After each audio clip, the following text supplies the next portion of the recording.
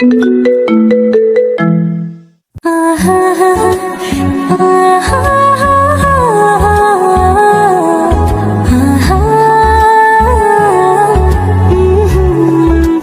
পানি আমাকে বেশি আহত করছে। তোর মতো ছেলে জন্ম দিয়ে আমি অনেক বড় পাপ করেছি। তোর মতো চরিত্রহীন ছেলে আমার থাকলে আমি বিষ খাইয়ে মেরে ফেলতাম। চোখ দিয়ে কেবল নীরব অশ্রু ঝরছে। এ কান্না অনেক কষ্টের। যে মা ছোটবেলা থেকে কোনোদিন আমার গায়ে হাত তোলেনি, সে আজ আমাকে মারলো। আজ চরিত্রহীন উপাধি পেলাম। কি হয়েছে এখানে? চোখের পানি মুছে তাকিয়ে দেখলাম ছোট বোন। তুই এক্ষুনি আমার চোখের সামনে থেকে চলে যা, যা চলে যা, আর কোনোদিন আমার সামনে আসবি না। আসলে আমার মরা মুখ দেখবি। এই কথাটা না বলে যদি মা বুকে দুইটা গুলিও করতো, তবুও কষ্ট পেতাম না। রুম থেকে বেরিয়ে যেতে লাগলাম। যাওয়ার সময় মায়ের মুখটা শেষবারের মতো দেখে নিলাম, আর তার পিছনে দাঁড়িয়ে থাকা রিমঝিম আর অনিকের মুখে বিজয়ের হাসি দেখতে পেলাম। রুম থেকে বেরিয়ে আসলাম। কেউ আমাকে আটকালো না। বাড়ির সবাইকে ছোট বোন আমাকে আটকাতে বলল। অনেকে আটকাতে আসে, কিন্তু মা আমাকে আটকাতে নিষেধ করে। বাড়ির গেটের সামনে দাঁড়িয়ে আছি। হ্যাঁ, বাড়ি থেকে চলে এসেছি, কিন্তু সাথে কিছুই আনিনি। মাল্টি বিলিয়নিয়ারের ছেলে এক পোশাকে বেরিয়ে এসেছি। আমার 10টা গাড়ি, 24টা বাইক, কিছুই নেইনি সাথে। সাথে মাত্র 1010 টাকা আছে। কি করব, কোথায় যাব কিছুই জানি না। গার্লফ্রেন্ড তোমাকে ফোন দিলাম। হ্যালো তমা। হ্যাঁ বলো। কোথায় তুমি? কেন বাড়িতে? আমাকে বাড়ি থেকে বের করে দিয়েছে মা। কেন, কখন? আমি সবটা খুলে বললাম তোমাকে। তোমাকে একেবারে বের করে দিয়েছে? হুম। তোমার টাকা, জায়গা, সম্পত্তি এসব? আমি এইসব কিছুই আনিনি সাথে। কি? তাহলে আমাকে ফোন দিয়েছো কেন? ভাবলাম এই সময় তোমাকে পাশে পাওয়া যাবে, আর একটু সাহায্য পাওয়া যাবে। টাকা ছাড়া কোনো কিছুই পাওয়া যায় না, আমাকে ভুলে যাও। তুমি কি আমার টাকাকে ভালোবাসো? হ্যাঁ, না হলে কি? আমাকে আর কোনোদিন ফোন দেওয়ার চেষ্টা করবে না। বাই। বাই বলেই ফোনটা কেটে দেয় তমা। ওর এমন ব্যবহারে অনেক কষ্ট পাই। টাকার জন্য সবাই ভালোবাসে, হায় রে দুনিয়া, আর হায় রে ভালোবাসা। আমার টাকাকে ভালোবাসে বলে পাগলের মতো হাসতে থাকি আমি। রাস্তায় একটা যাত্রী ছাউনির নিচে বসে আছি আমি। বাইরে বৃষ্টি হচ্ছে। বারবার আমার মায়ের বলা কথাগুলো, রিমঝিম আর অনিকের নাটকীয় অপবাদ আর তোমার ব্যবহার, এগুলো মনে করছি বসে বসে। পকেটে এক প্যাকেট সিগারেট ছিল। একটা জ্বালিয়ে টানতে শুরু করলাম। আর কি করব তা ভাবতে থাকলাম।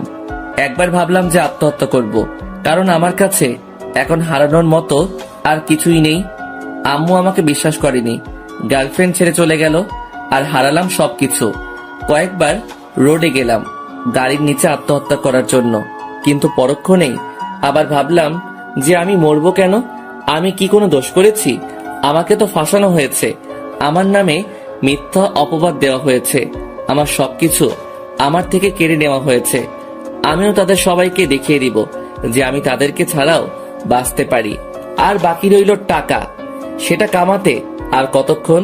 সারা রাত যাত্রী ছাউনিতেই নির্ঘুম অভুক্ত সিগারেট টানতে টানতে কাটিয়ে দিলাম।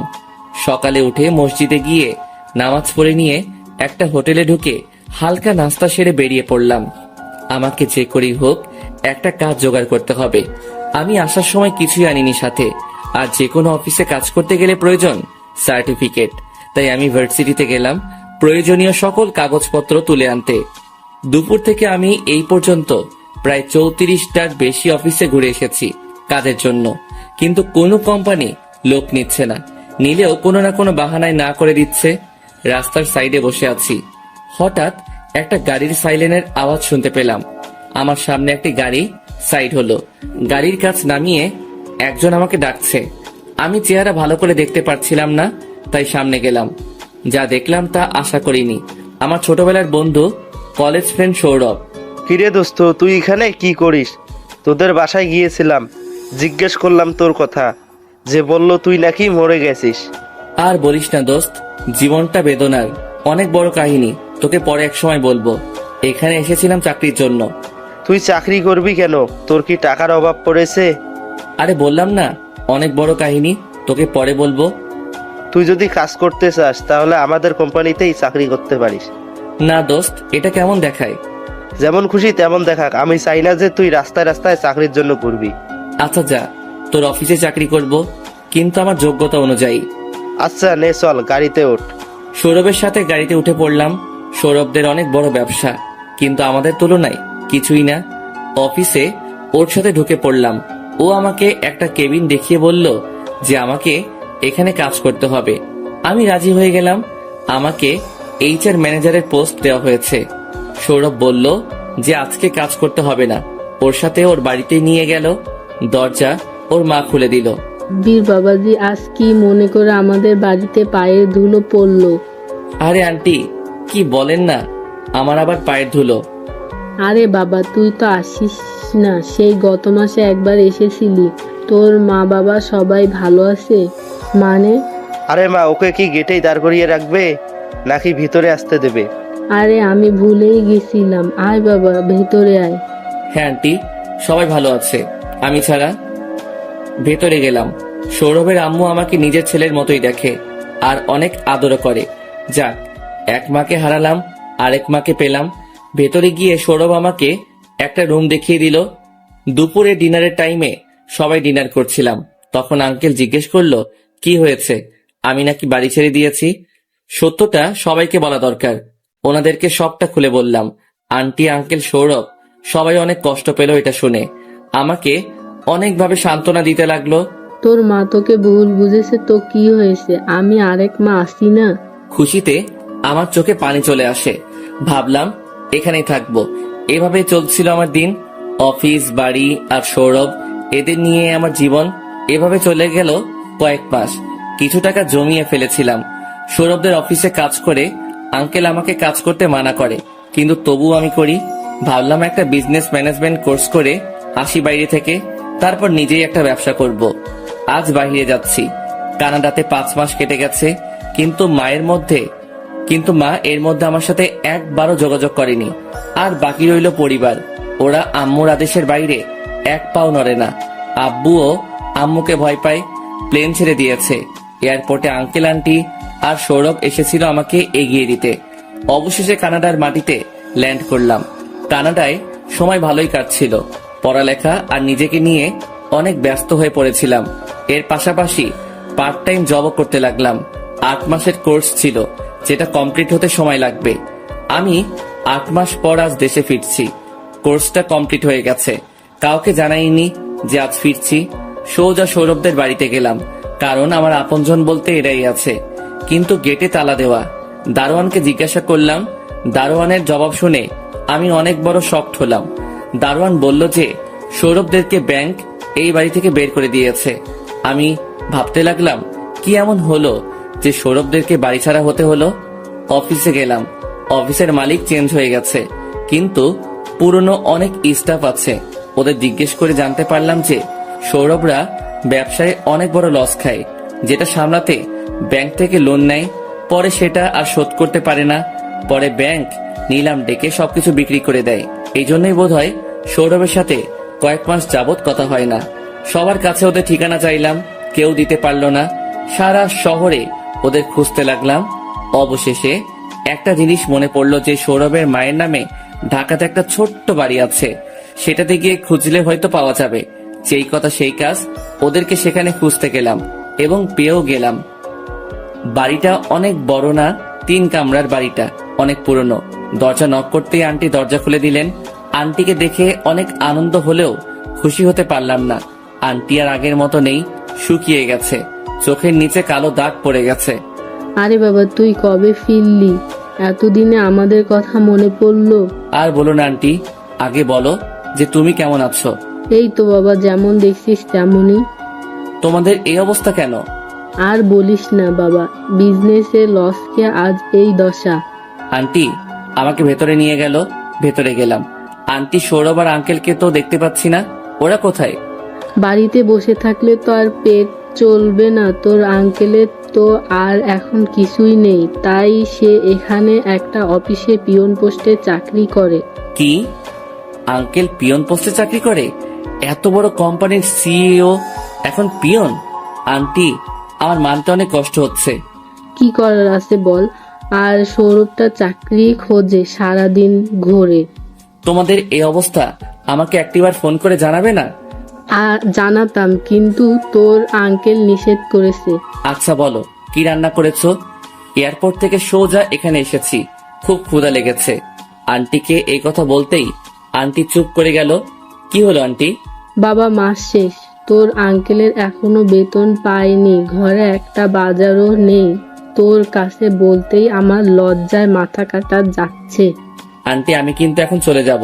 কেন বাবা যাবি কেন? থাক, আমার কথায় কিছু মনে করিস না। আন্টি তুমি কিন্তু আমাকে নিজের ছেলে বানিয়েছো, আর নিজের ছেলের কাছে কিসের লজ্জা? আমি যতদিন আছি সব আমি সামলে নিব। এরপর ব্যাগটা রেখে একটা টি শার্ট পরে নিলাম আর কিছু টাকা নিয়ে নিলাম। কোথায় যাচ্ছিস? তুমি অপেক্ষা করো, আমি আসছি। এ কথা বলেই বেরিয়ে পড়লাম। উদ্দেশ্য হলো বাজারে যাওয়া। বাজারে গিয়ে 5 কেজি বড় মাছ কিনলাম, 2 কেজি চিংড়ি মাছ, আর 5 কেজি গরুর মাংস, আর 6টা মুরগি কিনে নিলাম। আর মাসিক যা বাজার লাগে সব কিনে একটা ভ্যানে করে নিয়ে বাড়ির উদ্দেশ্যে রওনা হলাম। বাড়িতে পৌঁছে কলিং বেল চাপলাম। কিরে, কোথায় চলে গেছিলি? আর বলো না, সামান্য কিছু কেনাকাটা করতে। এই কথাটা বলেই আমি সরে দাঁড়ালাম। ভ্যানওয়ালা ভাই সব ভেতরে নিয়ে যাচ্ছে। কিরে বাবা, এত বাজার কেন? আমার বাড়ি, আমি বাজার করব, তুমি বলার কে? তাই বলে এত? আন্টি তোমরা কি খাও না খাও সব আমি জানি। আমার এই সামান্য বাজার দেখে বলছো এত বাজার? ভ্যানওয়ালা বাজার নামিয়ে দিয়ে চলে যায়। আমি গোসল করে বসে বসে টিভি দেখছি, আর আন্টি রান্না করছে। আন্টি, হ্যাঁ বাবা, রান্নাঘর থেকে। আঙ্কেল আর সৌরভ আসলে বলো না আমি এসেছি, ওদের সারপ্রাইজ দিব। ওকে বাবা। একটু পরে আঙ্কেল আর সৌরভ আসে। আর বলো না, অফিস থেকে ফেরার পথে দেখি গাড়ি মুছার কাজ করছে।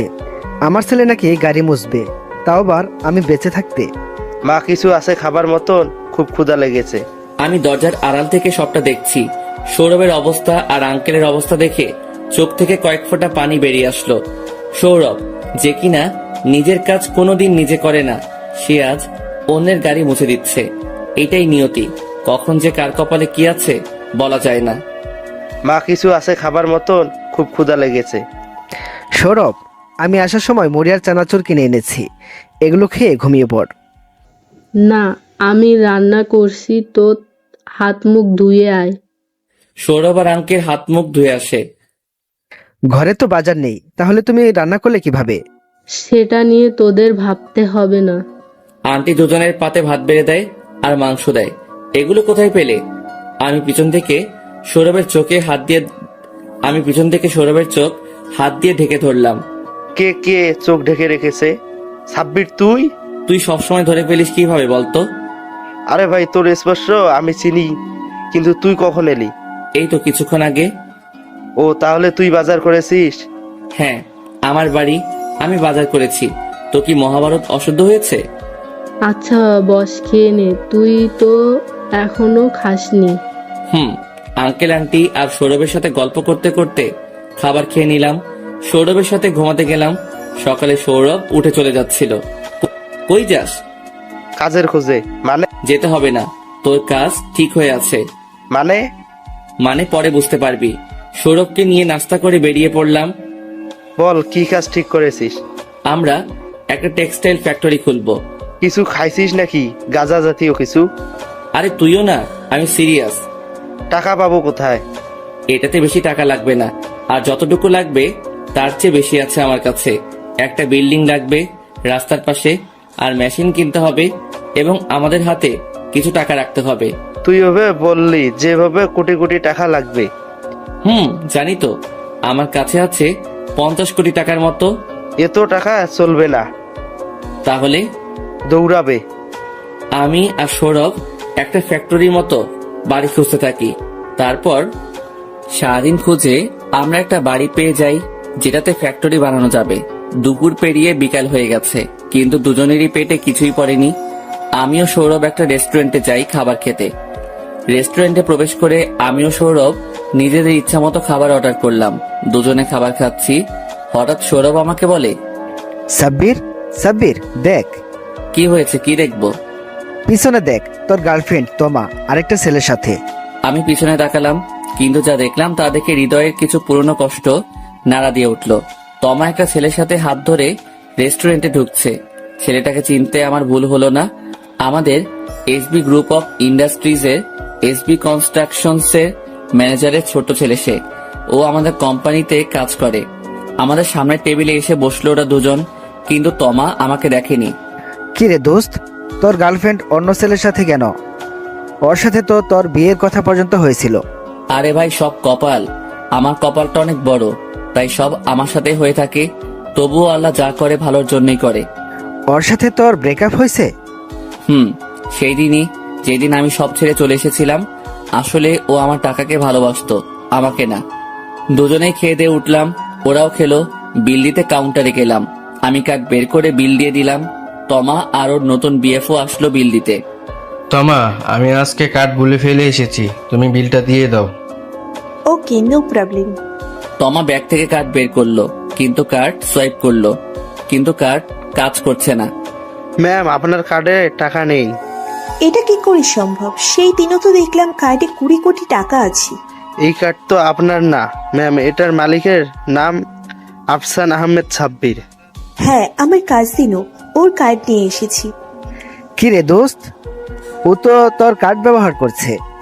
লাভ নেই, আমি সব টাকা মার অ্যাকাউন্টে ট্রান্সফার করে দিয়েছি। দেখ, ওরে মজা দেখাই। কি করবি? খালি দেখ। সৌরভ ওদের দিকে এগিয়ে গেল। কেমন আছো তমা? ভালো, তুমি সৌরভ না? ও, তাহলে চিনতে পেরেছ? আচ্ছা, একটা কথা বলবা, সাব্বির তোমার কোন জন্মের কাজিন যে ওর কার্ড ব্যবহার করছো? তমা কি বলবে ভেবে পাচ্ছে না। আসলেই তো কি বলবে। ম্যানেজার সন্দেহজনক দৃষ্টি নিয়ে তোমার দিকে চেয়ে আছে। মানে আমি তো ওইটা বলি নাই। ম্যাম, আপনি কি কার্ড চুরি করে এনেছেন? যদি করে থাকেন তাহলে আমি এক্ষুনি পুলিশ ডাকবো। আরে কি বলছেন কি? আমি চুরি করতে যাব কেন? আমাকে দেখে কি চোর মনে হয়? তাহলে অন্য একজনের কার্ড ব্যবহার করছেন কেন?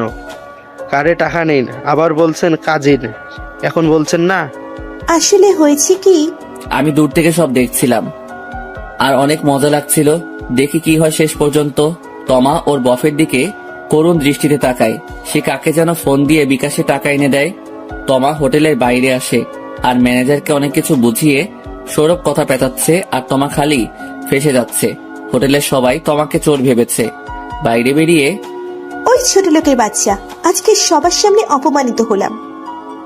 বয়, আসলে তুমি কার কার্ড ব্যবহার করেছিলে? তোমার জানতে হবে না, এক ছোট লোকের বাচ্চার কার্ড। কে সে?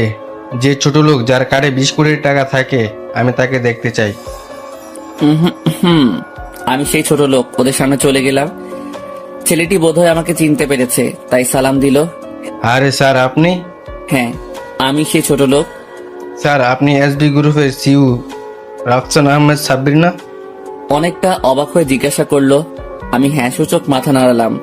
আরে তুমি কেমন মেয়ে যে স্যারের মতো মাল্টি মিলিয়নিয়ারকে ছোট লোক বলো? আর স্যারের যা আছে উনি ইশারা করলে তোমার মতো এমন হাজার হাজার মেয়ে লাইনে দাঁড়িয়ে থাকবে। থাকার বলতে হবে না, ওর থেকে সাবধানে থেকো। যতক্ষণ টাকা আছে ততক্ষণ ভালোবাসা পাবা। টাকা শেষ হলেই ভালোবাসা উড়ে খুশ হয়ে যাবে। তমা মাথা নিচু করে দাঁড়িয়ে আছে। কি বলবে? কিছু তো বলার নাই। আর তমা, টাকাগুলো আমি বের করে নিয়েছি।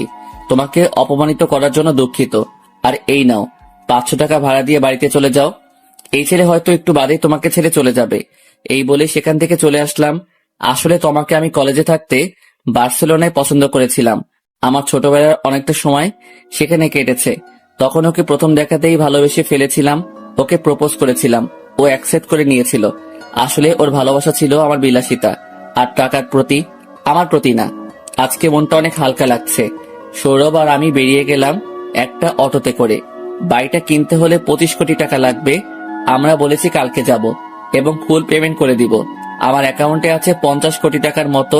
কিছুটা এই কয়দিনে ইনকাম করেছি, আর বাকিটা আমার স্কলারশিপের টাকা। আমার বাবার 1 টাকাও আমি এখন পর্যন্ত খরচ করিনি। বাড়ি থেকে বেরিয়ে যাওয়ার পর থেকে বাড়িতে চলে গেলাম। সেখানে আঙ্কেল আন্টি বিষয়টা বললাম, ওনারা আমাকে সাপোর্ট করলো। আঙ্কেল আন্টির জন্য কিছু শপিং করে নিয়েছিলাম, আর আমার আর সৌরভের জন্য। রাতে আন্টি খিচুড়ি রান্না করলো, অনেক ফাইন হয়েছিল খিচুড়িটা। মা আমাকে প্রায় খিচুড়ি রান্না করে খাওয়াতো। মাকে অনেক মিস করছি। সে কবে দেখেছিলাম মাকে, আর দেখিনি। জানি না কেমন আছে, তবে দোয়া করি যেন ভালো থাকে। আর রিমঝিম আর অনেককে আমি কোনোদিন ক্ষমা করতে পারবো না। এমনটা না যে বাড়ি ছেড়ে সম্পত্তি ছেড়ে থাকতে হচ্ছে বলে আমি ওদের প্রতি রেগে আছি।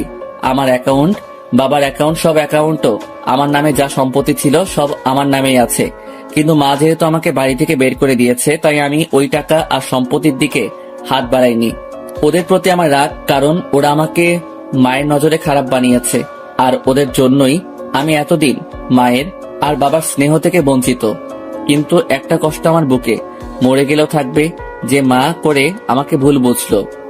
এসব ভাবতে ভাবতে কখন ঘুমিয়ে গেছে মনে নেই। সকালে ঘুম থেকে উঠলাম আন্টির ডাকে। আজ দিনটা স্পেশাল, কারণ আজ আবার নতুন ব্যবসার জন্য বিল্ডিং ক্রয় করতে যাব। আন্টির হাতের পরোটা আর আলুর তরকারি দিয়ে নাস্তা করলাম। সৌরভ আর আমি নাস্তা শেষে আন্টির রুমে গেলাম। আন্টি আসবো? হ্যাঁ বাবা আয়, জিজ্ঞেস করার কি আছে? আন্টির কাছে গেলাম, গিয়ে ওনার পায়ে সালাম করলাম। আরে আরে, পা ছুচ্ছিস কেন? কেন, আমি তোমার পা ছুঁয়ে দোয়া চাইতে পারি না? আরে বাবা, এই জন্য সালাম করতে হবে? আন্টি, তোমাকে আমি মায়ের সম্মান দিয়েছি, তোমাকে আমি মা ভাবি, তাই তোমাকে মা ভেবে সালামটা করলাম। আরে বোকা, আমার দোয়া সবসময় তোদের সাথে আছে। তোরা অনেক দূর যাবি, আমি দোয়া করলাম। এই নে 50 টাকা রাখ। আমার কাছে টাকা আছে তো, টাকা লাগবে না। 50 টাকা বলে নিচ্ছিস না? আরে আন্টি, তুমি তো জানো আমার কাছে টাকা আছে, তাও কেন দিচ্ছ? আর টাকাটা বড় কথা না। যদি থাকতো তাহলে তোর বিজনেসের জন্য যত টাকা লাগতো আমরা দিতাম। কথাগুলো শুনে চোখ দিয়ে পানি বেরিয়ে এলো। আসলে এই দুনিয়ায় কেউ আপনজনদেরই ঠিক মতো কদর করে না। রক্তের সম্পর্ক থাকলেও কেউ এত ভালোবাসে না। বেরিয়ে পড়লাম রাস্তায়, উদ্দেশ্য ব্যাংক। ব্যাংক থেকে টাকা তুলে তারপর বাড়ির মালিকের থেকে বাড়িটা কিনতে হবে। ব্যাংকে পৌঁছে টাকা তুললাম 38 কোটি। এই টাকাই দাবি করেছে বাড়ির মালিক। আর বাড়িটা মানে যে প্রপার্টিটা আমরা কিনবো, সেটা ইন্ডাস্ট্রিয়াল কাজের জন্য একেবারে পারফেক্ট। আর অনেকটা জায়গা জুড়ে আমরা চাইলে পরে নতুন বিল্ডিং করে ফ্যাক্টরিও বানাতে পারবো। উনি আমাদের ওনার বাড়িতে যেতে বলেছেন। ওনার বাড়িটা শহর থেকে অনেক ভেতরে, অনেক নিরিবিলি, রাস্তা দিয়ে যেতে হচ্ছে। তার উপর এতগুলো টাকা। সিএনজি দিয়ে যাচ্ছিলাম, কিন্তু হঠাৎ সিএনজি ওয়ালা গাড়ি থামিয়ে দিল।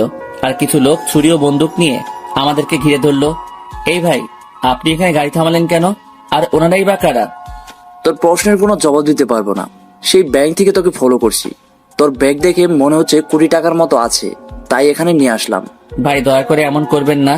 অনেক কষ্টের টাকা, একটা কাজের জন্য নিয়ে যাচ্ছি, এমন করবেন না ভাই। কান্নাকাটি করে লাভ নাই।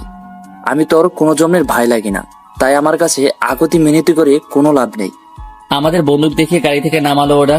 মনে হচ্ছে ছিনতাইকারী। গাড়ি থেকে নামিয়ে ওরা টাকার ব্যাগটা কেড়ে নিল। এতগুলো বন্দুক আর ছুরির সামনে আমাদের হিরোগিরি চলবে না। আমরা কোনো সিনেমার হিরো না যে ডিসুম ডিসুম ফাইট করব। ওরা আমাদের নামিয়ে বেঁধে ফেলে চলে গেল টাকা নিয়ে। আসলে অভাগা যেদিকে চায় সাগর শুকিয়ে যায়, সে অবস্থায় আমাদের। একে তো এত কষ্ট, দুঃখের মাঝে একটা স্বপ্ন দেখতে শুরু করেছিলাম, সেটাও মুহূর্তে শেষ হয়ে গেল। রাস্তায় ঘন্টাখানেক পড়েছিলাম, পড়ানোর চেষ্টায় বাঁধন খুলতে সফল হলাম। রাস্তায় বসে বসে ভাবছিলাম কি করা যায়। চোখ দিয়ে টপ টপ করে পানি ঝরছিল। সৌরভ কান্না করছিল বাচ্চাদের মতো। ও আর আমি যে স্বপ্ন দেখছিলাম, সেটা আর কোনোদিন হয়তো সম্ভব হবে না।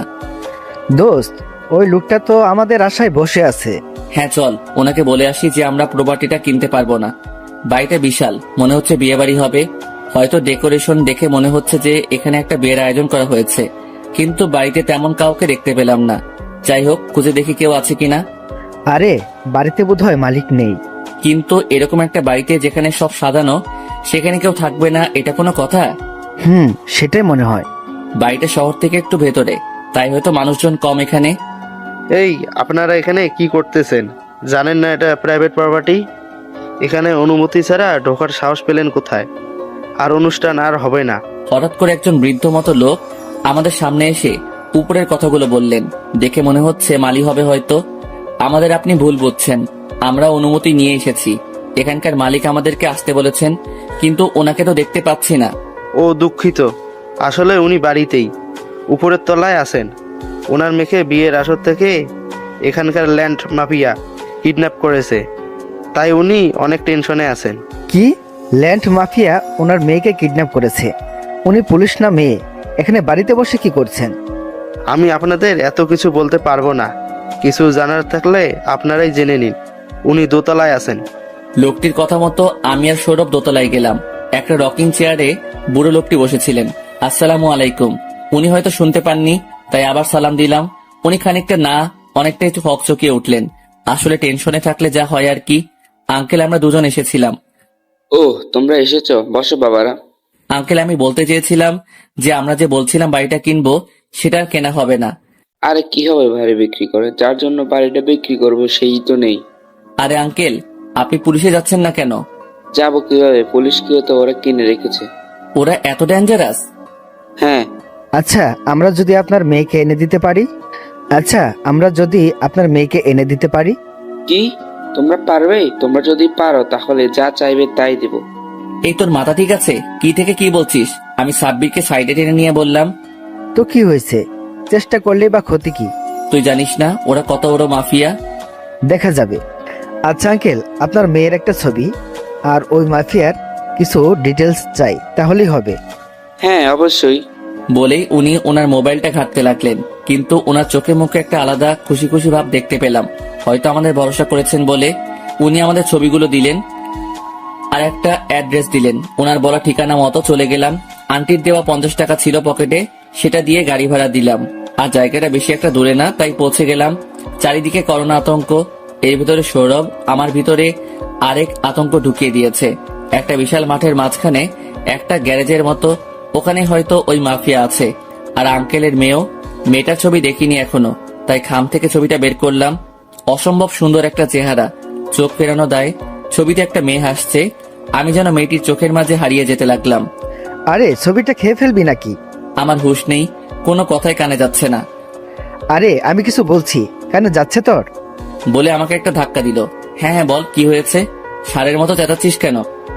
তুই কি ছবিটার ভিতরে ঢুকে যাবি নাকি? আরে এমনি। মনে হয় মেয়েটাকে পছন্দ হয়েছে। আরে তুই কি ঘটক নাকি? বিয়ে করিয়ে দিবি? তাহলে তোর পছন্দ হয়েছে? মানে না। আচ্ছা বাদ দে, বল মেয়েটাকে কিভাবে উদ্ধার করা যায় কোনো মারামারি ছাড়া? আমি কি জানি, তুই ভাব। আচ্ছা, পাশে একটা পুরনো হাসপাতাল না? কিন্তু দেখে মনে হচ্ছে। বন্ধু, তুই কি করবি? দেখ কি করি। হাসপাতালের পিছন দিয়ে ঢুকে পড়লাম ভেতরে। কিছু পুরনো জিনিস পেলাম, মাথায় একটা বুদ্ধি আসলো। সৌরভকে বললাম ডাক্তারদের মতো সাজতে। ও আমার কথা মতো ডাক্তার সাজলো। মানে একেবারে পিপিই এর ড্রেস পরে নিলাম, সাথে সার্জিক্যাল মাস্কও। কি করবি সেটা বল। আঙ্কেলকে ফোন দিয়ে বল একটা অ্যাম্বুলেন্স পাঠাতে। সৌরভ আমার কথা মতো ফোন দিয়ে বলল মিনিট 20-এর ভেতরে অ্যাম্বুলেন্স চলে আসলো। আমি ওকে পুরোটা প্ল্যান বুঝিয়ে দিলাম। তোর মাথায় এত বুদ্ধি কোথায় রাখিস? সব বাঙালি চিপা বুদ্ধি। একটা স্ট্রেচার নিয়ে ভেতরে ঢুকে পড়লাম। অ্যাম্বুলেন্সের আওয়াজ শুনে 2জন লোক বেরিয়ে আসলো। করোনা রোগী নিতে এসেছি, করোনা হাসপাতাল থেকে, সাইড দিন বলেই লোকটা ভয় ঢোক গিল। আমি আর সৌরভ ভেতরে ঢুকলাম। বোধহয় ডন মহাশয় এখানে নেই, চেলাপেলাতে রেখে গেছে। সবাই শুনুন আপনারা, সবাই হাসপাতালে যান। এই মেয়েটি করোনা পজিটিভ হয়েছে, তাই একে নিতে এসেছি। আর এর সংস্পর্শে যদি কেউ এসে থাকেন তাহলে দ্রুত নিকটস্থ হাসপাতালে যান। এই কথা বলার সাথে সাথে কয়েকজন অজ্ঞান হয়ে পড়ে গেল, আর মেয়েটিও অজ্ঞান হয়ে গেল। এই সুযোগে ওদের আরো ভয় পাইয়ে দিতে হবে, তাই আমি আরো ভয় দেখাতে লাগলাম। কয়েকজন দ্রুত বেরিয়ে গেল, হয়তো হাসপাতালের উদ্দেশ্যে, আর বাকিরা হাই হুতাশ করছে। আমি আর সৌরভ মেয়েটিকে স্ট্রেচারে শুইয়ে দিয়ে নিয়ে বেরিয়ে আসলাম। অ্যাম্বুলেন্সে উঠিয়ে দ্রুত ড্রাইভারকে গাড়ি চালাতে বললাম। আর এদিকে আমরা লুঙ্গি ড্যান্স করছি, সবাইকে বোকা বানাতে পেরে। একটু বাদে মেয়েটির জ্ঞান ফিরল। মেয়েটি আমাদের পিপিইতে দেখে ভূত ভেবে চিৎকার করলো, ওরে খোদা, মোরা ভূত না মানুষ। মাস্ক খুলে কথাটি বললাম। মেয়েটি শান্ত হলো আমার কথা শুনে। কিন্তু আমি অ্যাম্বুলেন্সে কেন? সত্যি কি আমার করোনা হয়েছে? আমি কি বলবো জানি না। মেয়েটির দিকে তাকিয়ে আছি এক নজরে। আরে না, ওইটা তো আমাদের, সরি। এই যে সাব্বিরের চেপা বুদ্ধি, আপনাকে ওখান থেকে বের করে আনার জন্য। মানে বিনা রক্তপাতে শত্রুদের অজ্ঞান করার নিনজা টেকনিক। মেয়েটি সৌরভের কথা শুনে খিক খিক করে হাসতে লাগলো। ওর হাসি দেখে আমি ঘায়েল। এরকম সুন্দর করে কেউ হাসতে পারে আজ জানলাম।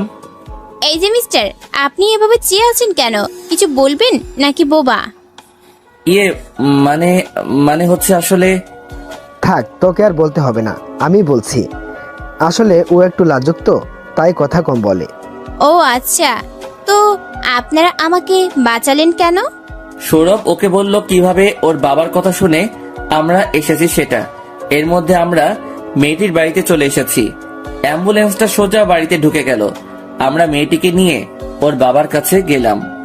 মেয়েটির বাবা হয়তো নিজের চোখকে বিশ্বাস করতে পারছে না, আর আমাদের অক্ষত দেখে তো আরো অবাক হচ্ছেন। যেখানে পুলিশ সহ কেউ কিছু করতে পারলো না, সেখানে দুটি সাধারণ ছেলে কিভাবে এই অসাধ্য সাধন করলো সেটা ভাবছেন হয়তো। মা, তুই এসেছিস? আমি তো ভেবেছিলাম তোমাকে হারিয়ে ফেলেছি। আব্বু, তোমার লোকেরা যে এত বুদ্ধিমান সেটা নিজের চোখে না দেখলে বিশ্বাস করব না। তো ইয়াংম্যান, তোমরা কিভাবে ওকে আনলে? সৌরভ সবটা বলল ওনাকে। সবটা বলার পর উনি মাটিতে গড়াগড়ি খাচ্ছেন হাসতে হাসতে। একটু আগে যার মুখে কোনো হাসির চিহ্ন ছিল না, সে এখন হাসতে হাসতে মাটিতে গড়াগড়ি খাচ্ছে। তোমার বন্ধুর প্রশংসা করতে হবে। তো বলো, এর বিনিময়ে তোমরা কি চাও? তোমরা যা চাবে তাই দিব। বেশি কিছু না আপনার। সৌরভ হয়তো কিছু বলতে চাইছিল, কিন্তু ওকে থামিয়ে দিয়ে আমি বলতে লাগলাম, আঙ্কেল, আমাদের কিছুই লাগবে না। আপনার মেয়ের জীবন বাঁচাতে পেরেছি, এটাই আমাদের অনেক বড় পাওয়া। এর থেকে বেশি কি চাওয়া থাকতে পারে? আর আপনার কাছে কিছু চেয়ে আমরা এর বিনিময় করতে পারবো না। মেয়েটি সহ ওর বাবা আমার দিকে ক্যাবলা কান্তের মতো চেয়ে আছে। এরকম হওয়াটাই স্বাভাবিক, কেননা এরকম ধনী মেয়ের জীবনের বিনিময়ে যে কেউ অনেক বড় কিছু চাইবে। কিন্তু সেখানে আমার এরকম উত্তর শুনে ওনারা হয়তো অবাক হয়েছেন। এটা কি করে হয়? তোমরা আমার মেয়ের জীবন বাঁচালে আর কিছু নিবা না? আঙ্কেল, চাওয়ার মতো অনেক কিছুই আছে, কিন্তু একটা জিনিস যেটা আপনার এত সম্পত্তি থাকা সত্ত্বেও আপনার মুখ কিছুক্ষণ আগে হাসি ছিল না, আমাদের জন্য আপনার মুখ এখন হাসি আছে। এটাই অনেক বড় পাওয়া। আমরা কারোর সুখের কারণ হতে পেরেছি, এটাই অনেক। আচ্ছা আঙ্কেল, আমরা তাহলে এখন আসি। না, এটা কি করে হয়? তোমরা কিছু নিবা না, অন্তত আমার মেয়ের বিয়ের দাওয়াতটা তো গ্রহণ করো। সৌরভ হয়তো আমার প্রতি রেগে আছে, এটাই স্বাভাবিক। আমি হ্যাঁ বলে দিলাম। ওনাদের মুখে হাসি দেখতে পেলাম। একটু পরে বাড়িটা আবার সবার সমাগমে গম গম করতে লাগলো। সন্ধ্যা হয়ে এসেছে। আমি আর সৌরভ আঙ্কেলকে হেল্প করছি বিভিন্ন কাজে। একটু পরে কয়েকটা গাড়ি ঢুকলো বাড়িতে। গাড়িগুলো চেনা চেনা লাগলো। এর মধ্যে আমার বাড়ির কিছু গাড়ি দেখতে পেলাম। হয়তো ওনাদের কেউ নিমন্ত্রণ করা হয়েছে। এটা আমার জন্য সুবিধাজনক না, কারণ আমি চাই না যে ওনারা কেউ, বিশেষ করে আমার মা, খালা, এনারা কেউ আমাকে দেখুক। আমি সৌরভকে সবটা বললাম। সৌরভ আমাকে নিয়ে চলে যেতে চাইলো। আমি ওর সাথে বেরিয়ে যেতে চাইলাম, কিন্তু পারলাম না। আঙ্কেল দেখে ফেললো আর আমাকে কাজে ব্যস্ত করে দিল। এখন যেতে চাইলেও পারছি না। গাড়িগুলো সব কয়েকটা বিশাল বাগানের একপাশে পার্কিং করা হলো, আর গাড়ি থেকে একে একে সবাই বেরিয়ে এলো। খালা, মা, বাবা, চাচা সবাইকে দেখতে পেলাম। অনেক আর রিমঝিমকে ছাড়া আর বরবেশে চেহারা ফুল দিয়ে ঢাকা একটা ছেলেকে দেখতে পেলাম। সেটা কে আমি জানি না। সবাই প্যান্ডেলের দিকে এগিয়ে গেলে আঙ্কেল ওনাদেরকে বরণ করে নিলেন। আমি সাইডে থেকে সবটা দেখছিলাম। মাকে দেখতে পেলাম। অনেকদিন পর সাথে বাবাকেও। মাকে দেখে চোখের পানি আর বাদ মানল না, টপ টপ করে ঝরতে লাগলো। আসলে বুকে জমা সব অভিমান ঝরে পড়ছে। সৌরভ আমাকে আবার চলে যেতে বলল, কিন্তু আমি ওকে না করলাম। এখানে থাকলে তো আন্টি আঙ্কেল তোকে দেখে ফেলবে। দেখবে না বলে মুখে রুমাল বেঁধে নিলাম মাস্কের মতো করে। এতে কেউ সন্দেহ করবে না, কারণ চারিদিকে করোনা ভাইরাস। সৌরভও একই জিনিস করলো। একটু বাদে কাজে চলে আসলেন, কিন্তু তার আগেই খালা আর খালু তাড়াহুড়ো করে বেরিয়ে গেল। কি হলো বুঝলাম না। আমাদের বাড়ির আরো অনেকেই গেল। সবার চেহারায় একটা আতঙ্ক দেখতে পেলাম। কি হয়েছে সেটা আমি জানি না। বিয়ে বাড়িতে এখন কেবল আম্মু, আব্বু আর চাচা চাচি সহ বাড়ির কিছু ছেলে মেয়েরা আছে। সৌরভকে সেখানে পাঠালাম দেখার জন্য কি হয়েছে। যা ভাই, দেখতো একটু কি হয়েছে, আমার খুব টেনশন হচ্ছে। ওকে ভাই, তুই চিন্তা করিস না, আমি গিয়ে দেখছি কি হয়েছে। সৌরভ গিয়ে আম্মুর সাথে দেখা করলো। আসসালামু আলাইকুম আন্টি, কেমন আছেন? আরে সৌরভ যে, বাবা কেমন আছো তুমি? এই তো আন্টি, আল্লাহ যেমন রাখছে তেমনই। কিন্তু আপনারা এখানে কি করছেন?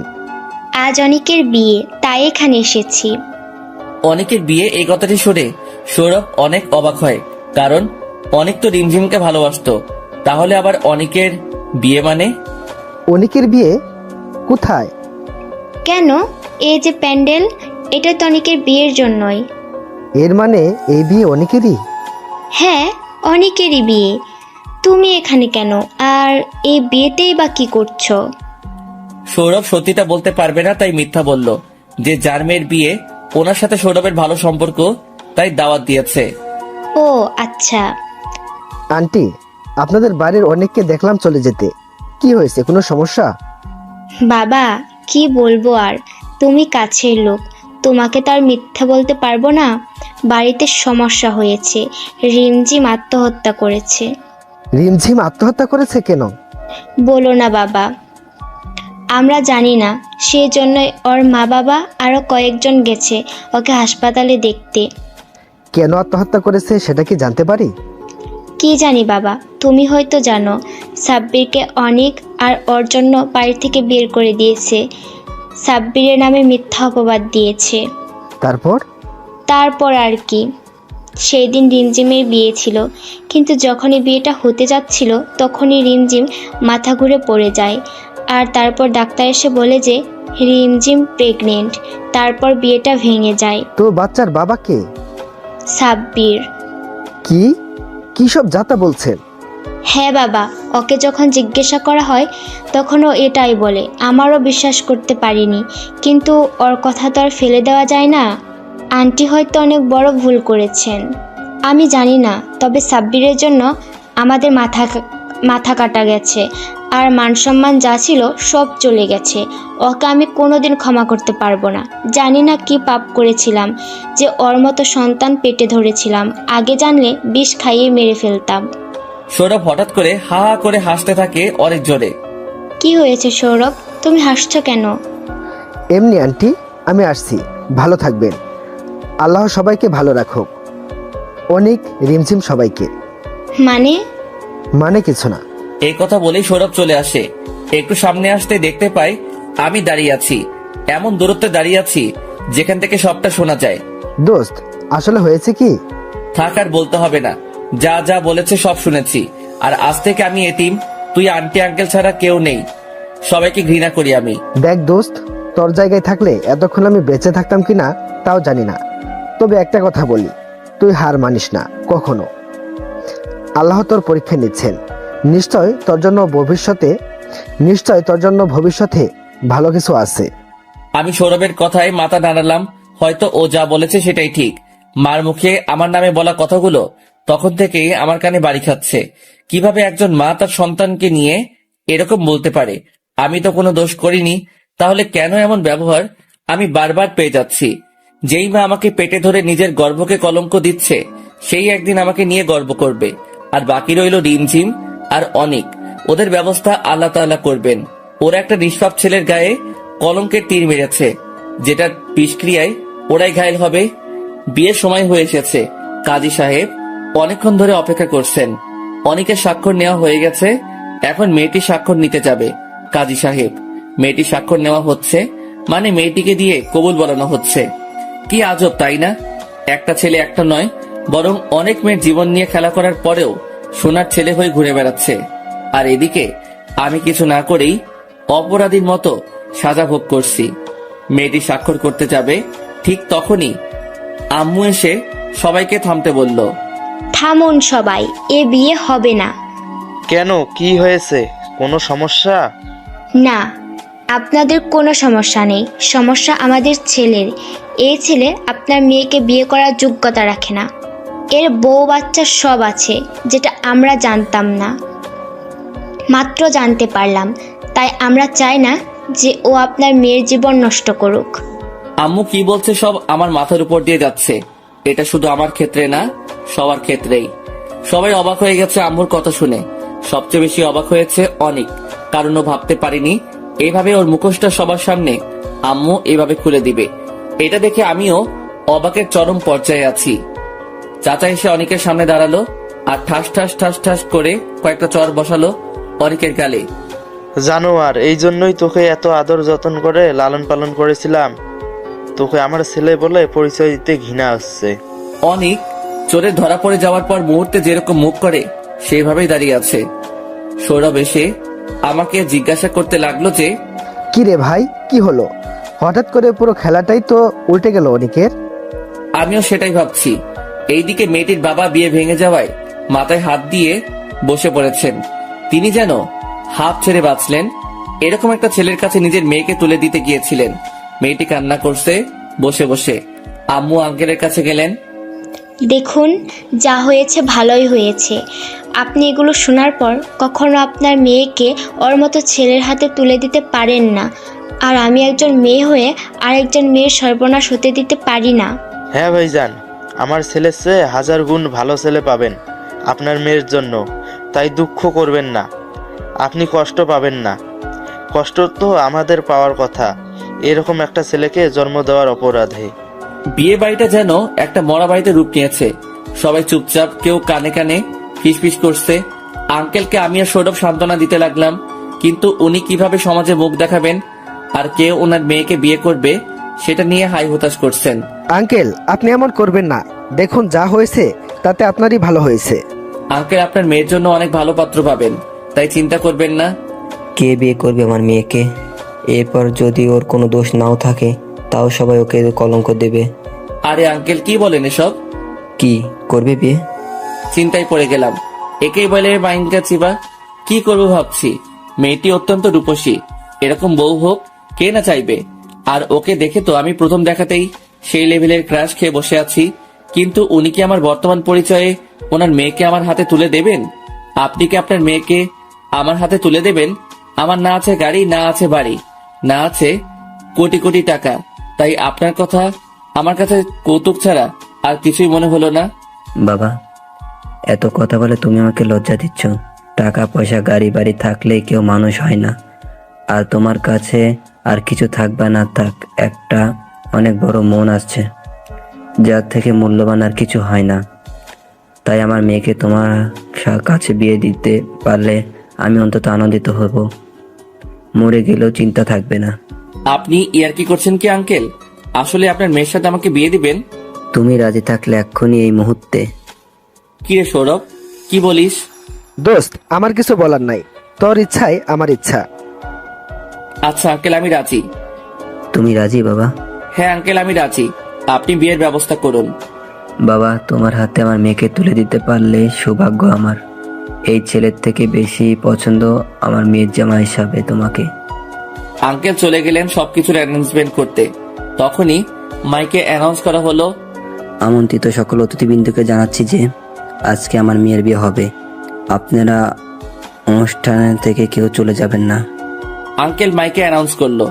একটু বাদে একটা ছেলে আর একটা মেয়ে আমাকে নিয়ে গেল সাথে করে।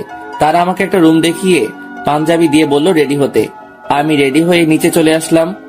3 তলা বাড়িটা অনেক বাংলা ছবি আর স্টার জলসা জি বাংলা নাটকের বাড়িগুলোর মতো। বাড়ির ভিতরে সবাই চলে এসেছে। যেহেতু করোনা পরিস্থিতি, তাই বেশি কজনকে দাওয়াত দেওয়া হয়নি। সবাই সবার থেকে দূরত্ব বজায় রাখছে। মানুষ কম এসেছে বললে ভুল হবে, অনেক মানুষ আছে এখানে। আমি সিঁড়ি দিয়ে নেমে চলে আসলাম। আঙ্কেল আমাকে সবার সাথে মিট করিয়ে দিলেন। সবাই আমাকে সাদরে গ্রহণ করলো, কিন্তু তবুও একটা জিনিস আমার মনে খটকা লাগছে যে আমি তো রাজি, কিন্তু যাকে বিয়ে করতে চলেছি সে রাজি কিনা সেটাই জানা হয়নি। তাই আঙ্কেলকে ডাকলাম। হ্যাঁ বাবা, বলো, কোনো সমস্যা? না আঙ্কেল, শুধু একটা জিনিস জানার ছিল। হ্যাঁ বলো নিঃসংকোচে। যাকে বিয়ে করতে চলেছি সে রাজি তো এই বিয়েতে? সেটা নিয়ে ভেবো না, আমার পছন্দই ওর পছন্দ। আচ্ছা আঙ্কেল। একটু বাদেই কাজী বিয়ে পড়িয়ে ফেললো। বিয়ে সম্পন্ন, কিন্তু এখনো আমি আমার বউয়ের নামই জানি না। অনেক আজব, তাই না? যেহেতু আমার এখন কোনো বাড়ি নেই, আছে যেটা আছে সেটা সৌরভদের বাড়ি। আঙ্কেল বলল এখানে থেকে যেতে, তাই আমি মানা করলেও উনি শুনবেন না। আমি আন্টি এবং আঙ্কেলকে ফোন দিয়ে সবটা বললাম। উনি আমার বিয়ের কথা শুনে অবাক হলেও অনেক খুশি হয়েছেন, কিন্তু একটু রাগও করেছেন বটে, না জানিয়ে করার জন্য। কিন্তু আমি কি করতে পারি? এখানে আমি নিজেই এখনো ভাবছি কি থেকে কি হয়ে গেল। আর আমার বাবা মা পরিবার কেউ জানতে পারলো না যে আমি বিয়ে করেছি। আর জানলেই বা কি, তারা তো পারলে আমাকে ছোটবেলায় মেরেই দিত। তারা আবার আমার বাবা মা নাকি? ঘন্টাখানেক আগেও আমি অবিবাহিত ব্যাচেলর ছিলাম, কিন্তু এখন বিবাহিত। সৌরভকে রুমে শুতে পাঠিয়ে দিল আঙ্কেল। শুতে যাওয়ার আগে বলে গেল, দোস্ত, তোকে বিড়াল টিড়াল মারতে বলবো না, শুধু এটুকু বলবো মেয়েটার হয়তো তোকে মেনে নিতে কষ্ট হবে, কিন্তু আমি জানি যে ও তোর মতো মানুষকে ভালো না বেসে পারবে না। একদিন না একদিন তোর কাছে ধরা দিবেই। দোয়া রইল আজকের জন্য। এরকম বন্ধু পাওয়া ভাগ্যের ব্যাপার, সবার কপালে এমন বন্ধু জোটে না। আমি এখন ছাদে বসে আছি, ভাবছি বাসর ঘরে যাব কি যাব না। ব্যাপারটা কেমন যেন না। বিয়ে হতে চলেছিল একজনের সাথে, বাসর হবে আরেকজনের সাথে, আর আমিও বাসর ঘরে ঢোকার সাহস পাচ্ছি না। ভালোবেসেছিলাম তোমাকে নিজের সবটা দিয়ে, কখনো কোনো কিছুর কমতি অনুভব হতে দেইনি। যখন যা চেয়েছে তাই দিয়েছি, কিন্তু ওর ভালোবাসাটা আমার জন্য ছিল না, ছিল টাকার জন্য। আসলে টাকাই সব। এই জন্যই বোধ হয় গ্রিকরা বলে যে money is the second god in this world, মানে টাকাই পৃথিবীতে দ্বিতীয় ঈশ্বর। আজব শোনালেও এটাই সত্য। টাকা থাকলেই সব পাওয়া যায়। এইসব আকাশ পাতাল ভাবতে ভাবতে হঠাৎ অনুভব করলাম গায়ে পানি পড়ছে। চারিদিকে তাকিয়ে বুঝতে পারলাম হালকা বৃষ্টি হচ্ছে। এখানে বসে থাকলে ভিজে যাব, আর ভিজলেই জ্বর আসবে, যেটা আমি একদম চাই না। তাই অনেক চিন্তা ভাবনা করে মনকে নানা কিছু বুঝিয়ে বাসর ঘরে ঢুকে পড়লাম। দরজা খোলাই ছিল, ভেতরটা অন্ধকার, জানালা খোলা, তাই হালকা বাতাস আসছে ভেতর থেকে। আমি রুমের লাইটটা জ্বালালাম। রুমের ভেতর কাউকে দেখতে পেলাম না। মেয়েটা গেল কোথায়? রুমে নেই তো, কোথায় গেছে? আমি রুমে খুঁজতে লাগলাম, কিন্তু পেলাম না। হঠাৎ বারান্দা থেকে আওয়াজ পেলাম। আমি কোন জিনিসটা না যে নিচে বা শোকেজে চিপাই খুঁজে পাবেন? আওয়াজটা সেই মেয়ের, থুক্কু, আমার বউয়ের। আমি বারান্দায় গেলাম, গিয়ে দেখলাম বারান্দায় দাঁড়িয়ে বাইরের দিকে তাকিয়ে আছেন। আমার বউ এখানে কি করছেন? ভিজে যাবেন তো, বৃষ্টি তো বেড়ে গেছে, ভেতরে চলে আসুন। আপনি যান, আমি আসছি। আমি সেখানে দাঁড়িয়ে রইলাম। বাইরের থেকে আলো এসে মেয়েটির মুখে লাগছে। বৃষ্টির পানির ফোঁটাগুলো মুক্তার মতো চিকচিক করছিল। মেয়েটিকে দেখেছে প্রথম দেখাতেই আমি প্রেমে পড়ে গেছিলাম। তাই আমি চাইবো যে সারা জীবন সবটা ভালোবাসা দিয়ে আগলে রাখতে। কিন্তু এই সৌন্দর্য আর চাকচিকের ভেতরেও একটা জিনিস স্পষ্ট লক্ষ্য করলাম যে মেয়েটির মুখটা মলিন হয়ে রয়েছে, মানে কোনো কারণে হয়তো মন খারাপ। এটাই স্বাভাবিক আজকের ঘটনার পরিপ্রেক্ষিতে, কিন্তু ওকে মন খারাপ করে থাকতে দেওয়া যাবে না। তাই ভাবলাম কিছু করা যাক। এই যে আপনার নামটা জানি কি? মেয়েটি চোখ বড় বড় করে তাকালো আমার দিকে। আপনি আমাকে বিয়ে করেছেন আর আমার নাম জানেন না? না তো। আসলেই জানেন না? না। আমার দিকে কতক্ষণ চেয়ে রইলো, তারপর হা হা হা করে মুক্তা জোড়া হাসি দিল। আপনি হাসছেন কেন? আমি কি এমন বললাম? আমি হয়তো প্রথম মেয়ে যার বর বাসুরাতে তার নাম জিজ্ঞেস করেছে। ও আচ্ছা, জানি না, তাই তো জিজ্ঞাসা করছি। আমার নাম জান্নাতুল ফিহা, ঠিক আপনার মতোই। মানে? কিছু না, আপনার সাথে আমার কিছু কথা আছে। হ্যাঁ বলুন, কি বলতে চান? দেখুন, আপনাকে আমার মেনে নিতে কিছুটা সময় লাগবেই। প্লিজ আমার ওপর জোর খাটানোর চেষ্টা করবেন না। এইটুকুই? হ্যাঁ। আচ্ছা, আপনি এখন আমার স্ত্রী। আপনার ইচ্ছার বিরুদ্ধে আমি কোনোদিন আপনার কাছে যাব না, তাই নিশ্চিন্তে থাকতে পারেন। আমি জানতাম আপনি মানুষ, তাই মানা করবেন না। ধন্যবাদ। আমি আমার জন্য কিছু সাধারণ কাপড় চোপড় আনিয়ে নিয়েছিলাম আঙ্কেলকে বলে। পাঞ্জাবি খুলে সেগুলো পরে নিলাম। জান্নাত বারান্দায় দাঁড়িয়ে রইল। আমি একবার ডাক দিলাম এবং ভিজতে মানা করলাম, কিন্তু আমার কথা না শুনে ভিজতে লাগলো। আমার আর কি বলার থাকতে পারে এখানে। একটা বালিশ নিয়ে সোফাতে শুয়ে পড়লাম। কিছুক্ষণের ভেতর চোখ বন্ধ হয়ে এলো, মানে ঘুমিয়ে পড়লাম। কিন্তু ঘুমটা বেশিক্ষণ স্থায়ী হলো না, কারণ একটা পড়ার শব্দে ঘুম ভেঙে গেল। চোখ মেলে চেয়ে দেখলাম খাটের সাইডে রাখা কাচের শোপিসটা পড়ে গেছে। আমি স্পষ্ট কারো গোঙানির আওয়াজ শুনতে পেলাম। সোফা থেকে উঠে গেলাম দেখার জন্য। বিছানাতে জান্নাতকে দেখতে পেলাম, জান্নাতি গোঙাচ্ছে। আমি বুঝতে পারলাম কিছু একটা সমস্যা হয়েছে, তাই ওর কপালে হাত দিলাম দেখার জন্য, কিন্তু কপালে হাত দিলাম না, গরম উনুনে, সেটা বুঝতে পারলাম না। জান্নাতের শরীর আগুনের মতো গরম হয়ে রয়েছে, মানে জ্বর এসেছে। বৃষ্টিতে ভেজার ফলেই জ্বর এসেছে। এখন আমি কি করব সেটা ভাবছি। এত রাতে ডাক্তার পাবো কোথায়? আর আমি তো তেমন কিছু জানিও না যে জ্বর এলে কি করতে হয়। শুধু মাকে দেখেছিলাম কাপড় ভিজিয়ে মাথায় পট্টি দিতে। আমিও সেটাই করলাম। একটা বাটিতে করে একটু পানি আনলাম, পকেট থেকে রুমালটা বের করে ওর মাথায় জল পট্টি দিতে লাগলাম, কিন্তু ওর জ্বর কিছুতেই কমছিল না। আমি অনেক ভয় পেয়ে গেলাম, ওর কিছু হয়ে যাবে না তো। সৌরভকে ফোন দিলাম, কয়েকবার রিং দিলাম, কিন্তু ধরলো না, হয়তো ঘুমিয়ে আছে। আবার দিলাম, এবার ধরলো। ওকে সবটা খুলে বললাম। ও বলল যে কয়েকটা কাঁথা দিয়ে শরীর মুড়ে দিতে, এতে করে শরীর ঘাম দিয়ে জ্বর চলে যাবে। আমিও সেটাই করলাম। কয়েকটা কাঁথা কম্বল যা পেলাম সব দিয়ে ওকে মুড়ে নিলাম। কিন্তু হঠাৎ ও আমার হাত ধরে টান দিল আর আমি ওর উপরে গিয়ে পড়ল। আমি অনেক ভয় পেয়ে গেলাম, ওর কিছু হয়ে যাবে না তো। সৌরভকে ফোন দিলাম, কয়েকবার রিং হলো কিন্তু ধরলো না, হয়তো ঘুমিয়ে আছে। আবার দিলাম, এবার ধরলো। ওকে সবটা খুলে বললাম। ও বলল যে কয়েকটা কাঁথা দিয়ে শরীর মুড়ে দিতে, এতে করে শরীরটা ঘাম দিয়ে জ্বর চলে যাবে। আমিও সেটাই করলাম। কয়েকটা কাঁথা কম্বল যা পেলাম সব দিয়ে ওকে মুড়ে দিলাম। কিন্তু হঠাৎ ও আমার হাত ধরে টান দিল আর আমি ওর উপর গিয়ে পড়লাম। ওর মুখের কাছে আমার মুখ, ওর গরম নিঃশ্বাস আমার ঘাড়ে, গলায়, মুখে পড়ছে। কেমন যেন একটা অনুভূতি হচ্ছে। আমি সরতে চাইলাম কিন্তু ও কোল বালিশের মতো আমাকে জড়িয়ে ধরলো। আমি নড়তে পারছিলাম না। অনেক শক্তি আছে মেয়েটার বলতে হবে। আর কিছুক্ষণ এভাবে থাকার পর আমার চোখ লেগে এলো। সকালে গালে অনেক জ্বলন অনুভব করলাম। মনে হয় কেউ আমাকে থাপড়াচ্ছে, কিন্তু আমাকে আবার থাপড়াবে কে? চোখ খুললাম, নিজেকে বিছানায় আবিষ্কার করলাম। গতকাল রাতের সবটাই মনে পড়ে গেল। আর আমার বিছানার পাশেই দেখতে পেলাম জান্নাতকে রাগী মুড নিয়ে দাঁড়িয়ে আছে। কেন সেটা বুঝতে পারলাম না। আর থাপ্পড়গুলো তাহলে আসল ছিল। এর মানে জান্নাত আমার গালে থাপ্পড় দিয়েছে। কিন্তু কেন? এই ছোট লোকের বাচ্চা, তোকে এত অনুরোধ করে বললাম যে আমার একটু সময় দরকার নিজেকে গুছিয়ে নিতে, কিন্তু তোর সহ্য হলো না। জান্নাত কেন এমন করেছে সেটা ভাবতে পারছি না। আমি তো কোনো অন্যায় করিনি, তাহলে হঠাৎ এমন করছে কেন? ওর কান্না দেখে আমার খারাপ লাগছে, কিন্তু আমি তো ওর কোনো ক্ষতি করিনি, না ধর্ষণ বা এরকম কিছু করার চেষ্টাও করিনি। তাহলে ও এমন বলছে কেন? ও আমাকে ভুল বুঝছে না তো? জান্নাত, আপনি শুনুন, আপনি যা ভাবছেন সেটা ভুল। কি ভুল? হ্যাঁ, ঠাস ঠাস আমার সাথে বিছানায় শুয়েছিলি সেটা ভুল, আমাকে জড়িয়ে ধরেছিলি সেটা ভুল। আরে আপনি থাক, আমি আর কিচ্ছু শুনতে চাই না। যা করার তো করেছেন, আপনাকে আর কি বলবো, আপনি তো আমার স্বামী।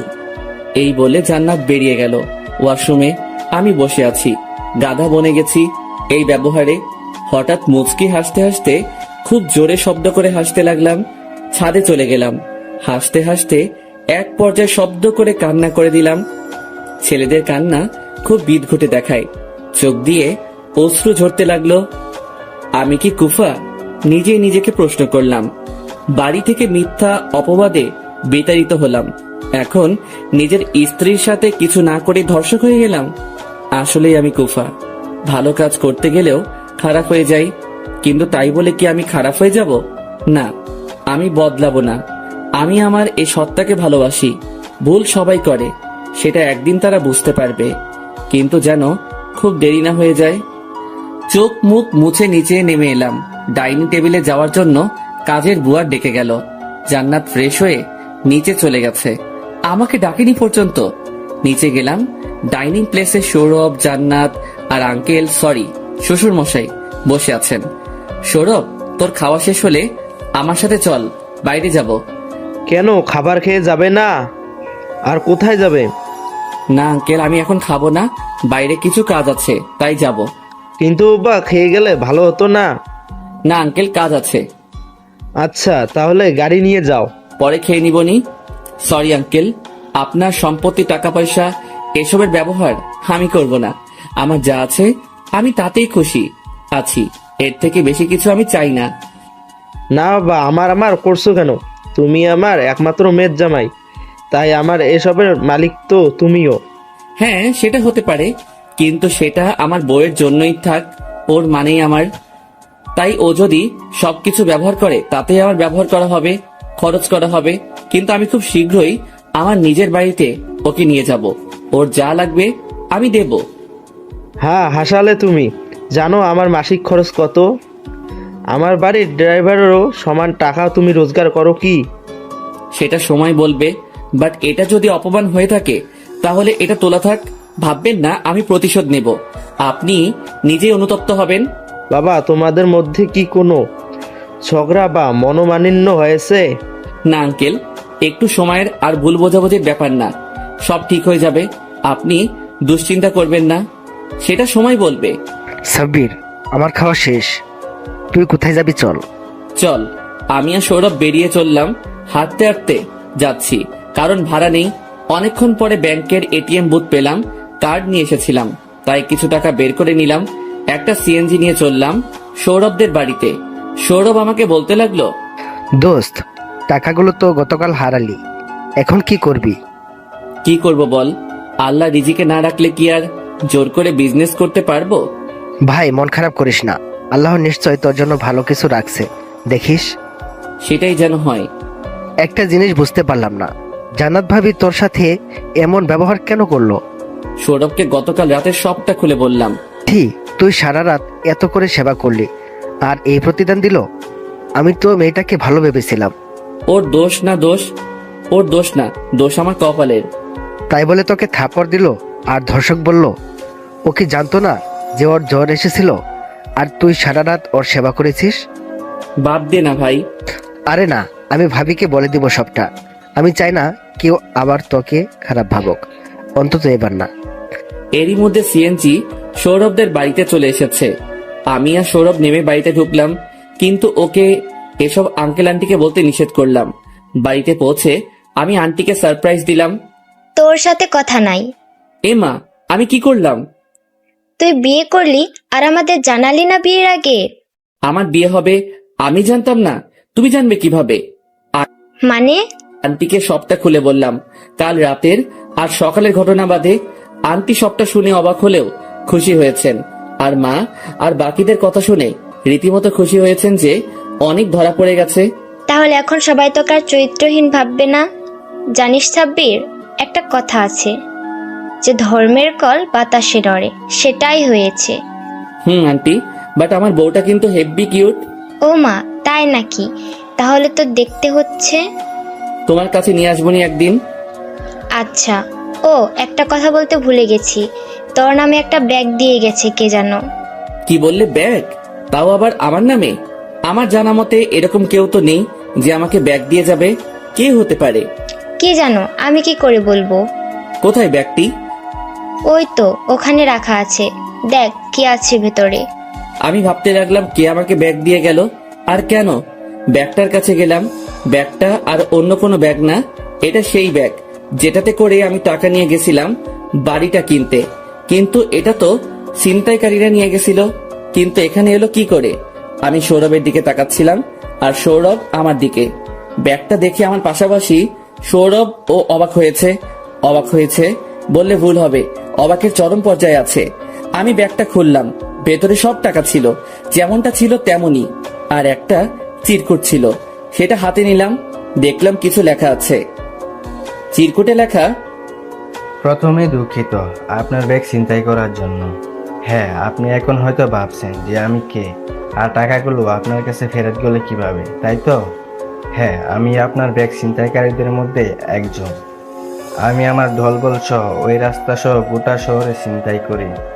ওই দিন আপনার টাকাও আমার দলের লোকেরা ছিনতাই করে নিয়ে আমার বাড়িতে চলে আসে। ওইখানে টাকা ভাগাভাগি হচ্ছিল, তখনই আমার মেয়ে চলে আসে সেখানে। একটা মাত্র মেয়ে, অনেক সাধনার ফল, অনেক ভালোবাসি ওকে। ওরা আপনার মানিব্যাগে নিয়ে এসেছিল, সেটাতে আপনার ছবি ছিল।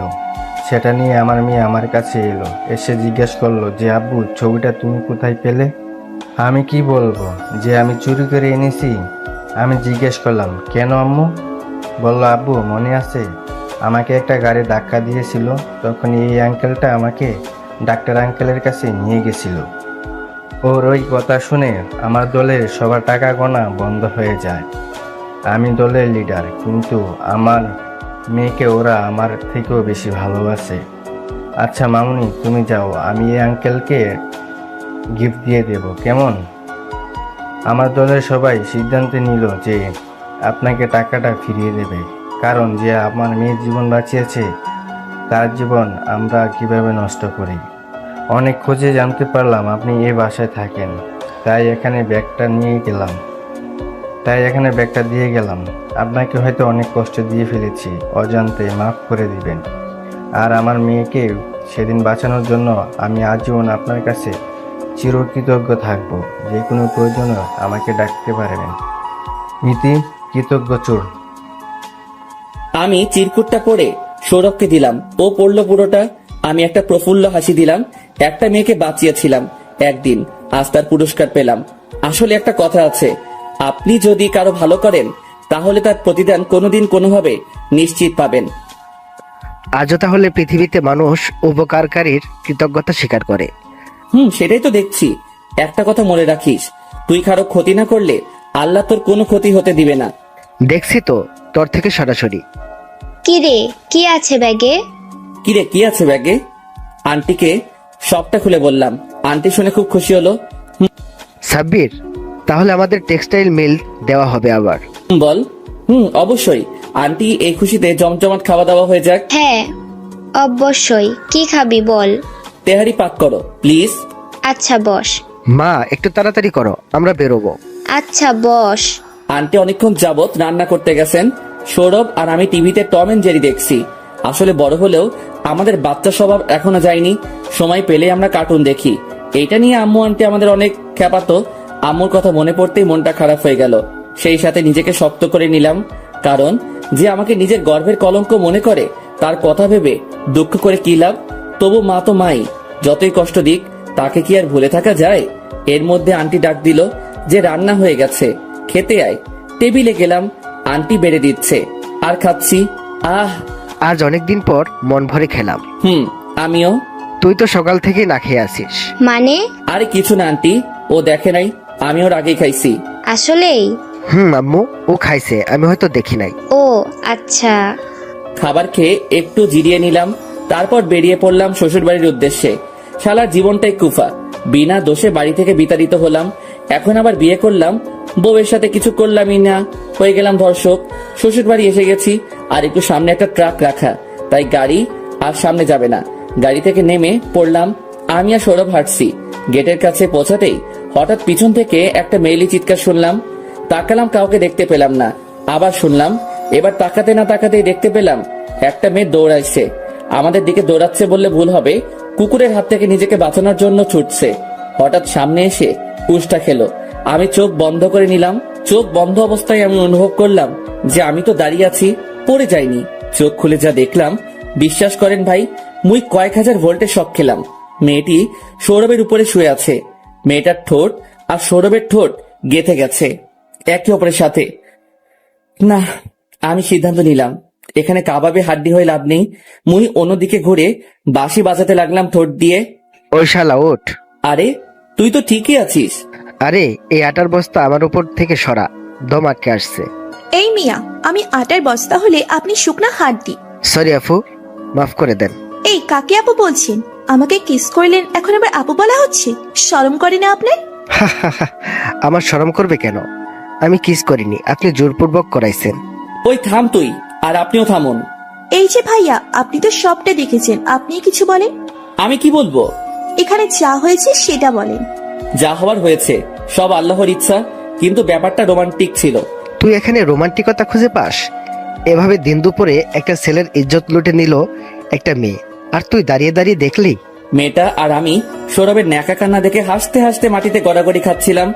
আমি কোনো মতে উঠে দাঁড়ালাম। পেট ব্যথা হয়ে গেছে হাসতে হাসতে। মেয়েটি এখনো নিচেই গড়াগড়ি খাচ্ছে। ভাইয়া হাতটা দেন, একটু উঠে দাঁড়াই। সাব্বির, তুইও ওর সাথে যোগ দিলি? দাঁড়া, আমি এখনই 999-এ কল দিচ্ছি। আমি ভাবলাম মজা করছে, কিন্তু আসলেই কল দিল। আমাকে এখানে একটা মেয়ে ইজ্জত লুটের চেষ্টা করছে। ফোন কেটে গেল। টুট টুট টুট। সৌরভ 999 নাম্বারের গোষ্ঠী উদ্ধার করছে গালি দিয়ে। আচ্ছা দেখুন, যেহেতু ধাক্কাটা আপনি খেয়েছেন ওর সাথে, সেহেতু দোষটা কিন্তু আপনার। ধাক্কা তো আমি খেয়েছি। আচ্ছা, আই এম সরি। জান, মাফ করলাম। আমি আর সৌরভ গেট দিয়ে ঢুকলাম, পিছনে মেয়েটাও। আরে আপনি আবার পেছনে পিছনে আসছেন কেন? বললাম তো মাফ করে দিয়েছি। আরে আমি আমার বোনের বাসায় যাচ্ছি, আপনাদের পিছু নিচ্ছি না। আনে, এইটা আমার চাচার বাড়ি। ও আচ্ছা। কিন্তু আপনারা কারা, এখানে কি করছেন? ভেতরে গেলেই জানতে পারবেন। এই বলে আমি আর সৌরভ ভেতরে যাচ্ছি, পিছনে মেয়েটি। ভেতরে ঢুকতেই কাজের বুয়া আসলো। না, ব্যস্ত হবেন না। জামাই সাহেব মানে? হঠাৎ করে উপর থেকে আঙ্কেল বলে উঠলেন, এই তো মাত্র এলাম, কিন্তু ওনারা কারা? ও তোর দুলা ভাই। আমার দিকে ইশারা করে। জান্নাত আপুর হাজবেন্ড? হ্যাঁ। ও দুলা ভাই, সরি, আসলে আমি বিয়েতে ছিলাম না তো, তাই আপনাকে চিনতে পারিনি। কোন ব্যাপার? না, এখন তো চিনেছেন। হ্যাঁ। জামাই বাবাজি, তুমি সকালে না খেয়ে চলে গেলে, দুপুর পার হয়ে বিকেল হয়ে গেল, কিছু খাওয়া হয়েছে কি? জি আঙ্কেল, খেয়েছি আমি। জান্নাত খেয়েছে? না, খাইনি। কেন খাইনি সেটা জিজ্ঞেস করলাম, কিন্তু কিছুই বললো না। আচ্ছা, বুঝলাম। বুয়া খাবার বেড়ে দেন জান্নাতের জন্য। চাচু আপু কই? উপরে আছে। ও আচ্ছা, আমি দেখে আসি। সাব্বির, আমি বাসায় চলে যাব। কেন? এমনি, রাতে আবার চলে আসবো নি। আচ্ছা যা, চলে আসিস। হাফসা উপরে গেল, সৌরভ গেল ওর কিছু জিনিসপত্র আছে আনতে। একটু পরে সৌরভ চলে গেল। আমি আঙ্কেলের সাথে কথা বলছিলাম ওনার সেই ফ্যাক্টরি ব্যাপারে। আমি কিনতে চাইছিলাম, কিন্তু উনি বললেন যে এটা হয় না, কারণ আঙ্কেলের কোনো ছেলে নেই, একটা মেয়ে আর তার জামাই আমি কিভাবে এটা ক্রয় করি? এটা তো আমি এমনিতেই ব্যবহার করতে পারি, কিন্তু আমি ফ্রিতে কিছুই ব্যবহার করতে চাই না। আঙ্কেল অনেক করে বললেন, এখন ওনার কথাকে অগ্রাহ্য করলে বেয়াদবি হয়, তাই আমি রাজি হয়ে গেলাম। কিন্তু প্রত্যেক মাসে একটা ভাড়া আমি জান্নাতকে দিয়ে দিব। খালার বেড়ে দেওয়া খাবার নিয়ে উপরে গেলাম। রুমে প্রবেশ করতেই দেখলাম যে জান্নাত খাটের কোণায় বসে আছে। আমি কাছে গেলাম, খাবারটা টেবিলে রাখলাম। গায়ে হাত দেওয়ার সাহস পাচ্ছি না। কাল রাতে যা করেছি আর সকালে যা ভুগেছি, সেটার পরে তো ভুলেও না। আমি আস্তে করে জান্নাতকে ডাক দিলাম। মাথা তুলে তাকালো। আমি ওর উদ্দেশ্যে খাবার প্লেটটি এগিয়ে দিলাম।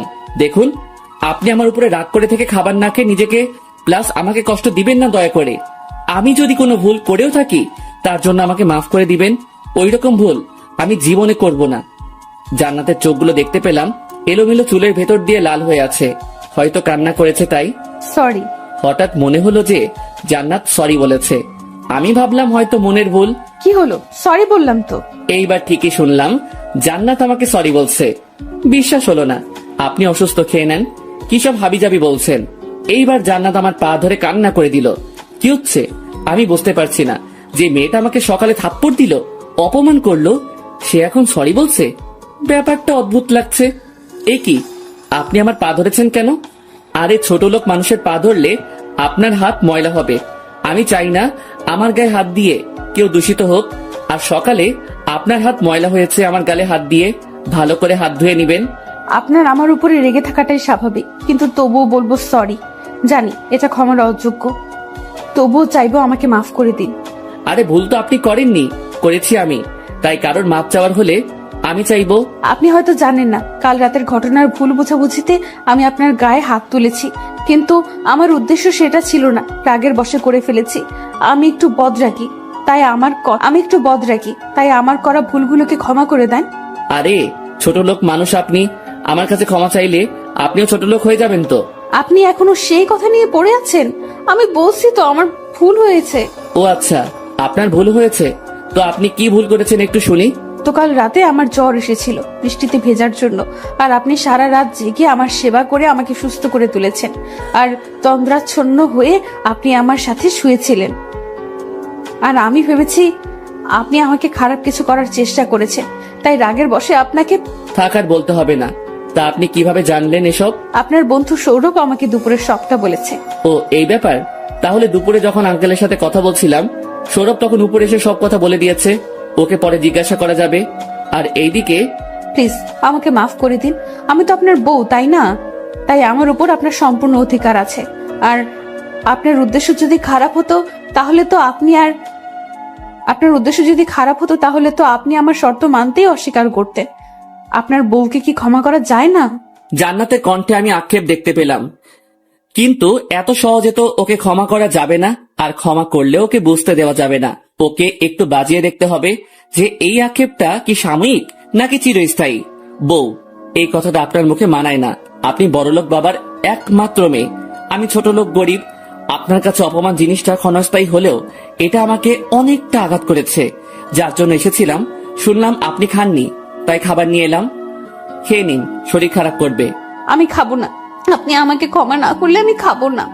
আমার ক্ষমা করার সাথে খাওয়ার কি সম্পর্ক? আছে, অনেক জটিল সম্পর্ক আছে। আচ্ছা, আপনি খেয়ে নেন, আমি ভেবে দেখব। তাহলে আপনি খাইয়ে দেন। কি বলেন? আমার হাতে খাবেন? আপনার সম্মানে লাগবে না তো আবার? এখন কিন্তু রেগে যাচ্ছি। না, এই মেয়েকে রাগিয়ে লাভ নেই। ক্ষমা চেয়েছে সেটা তো কখনই করে দিয়েছি, কিন্তু এটা ওকে বুঝতে দেওয়া যাবে না।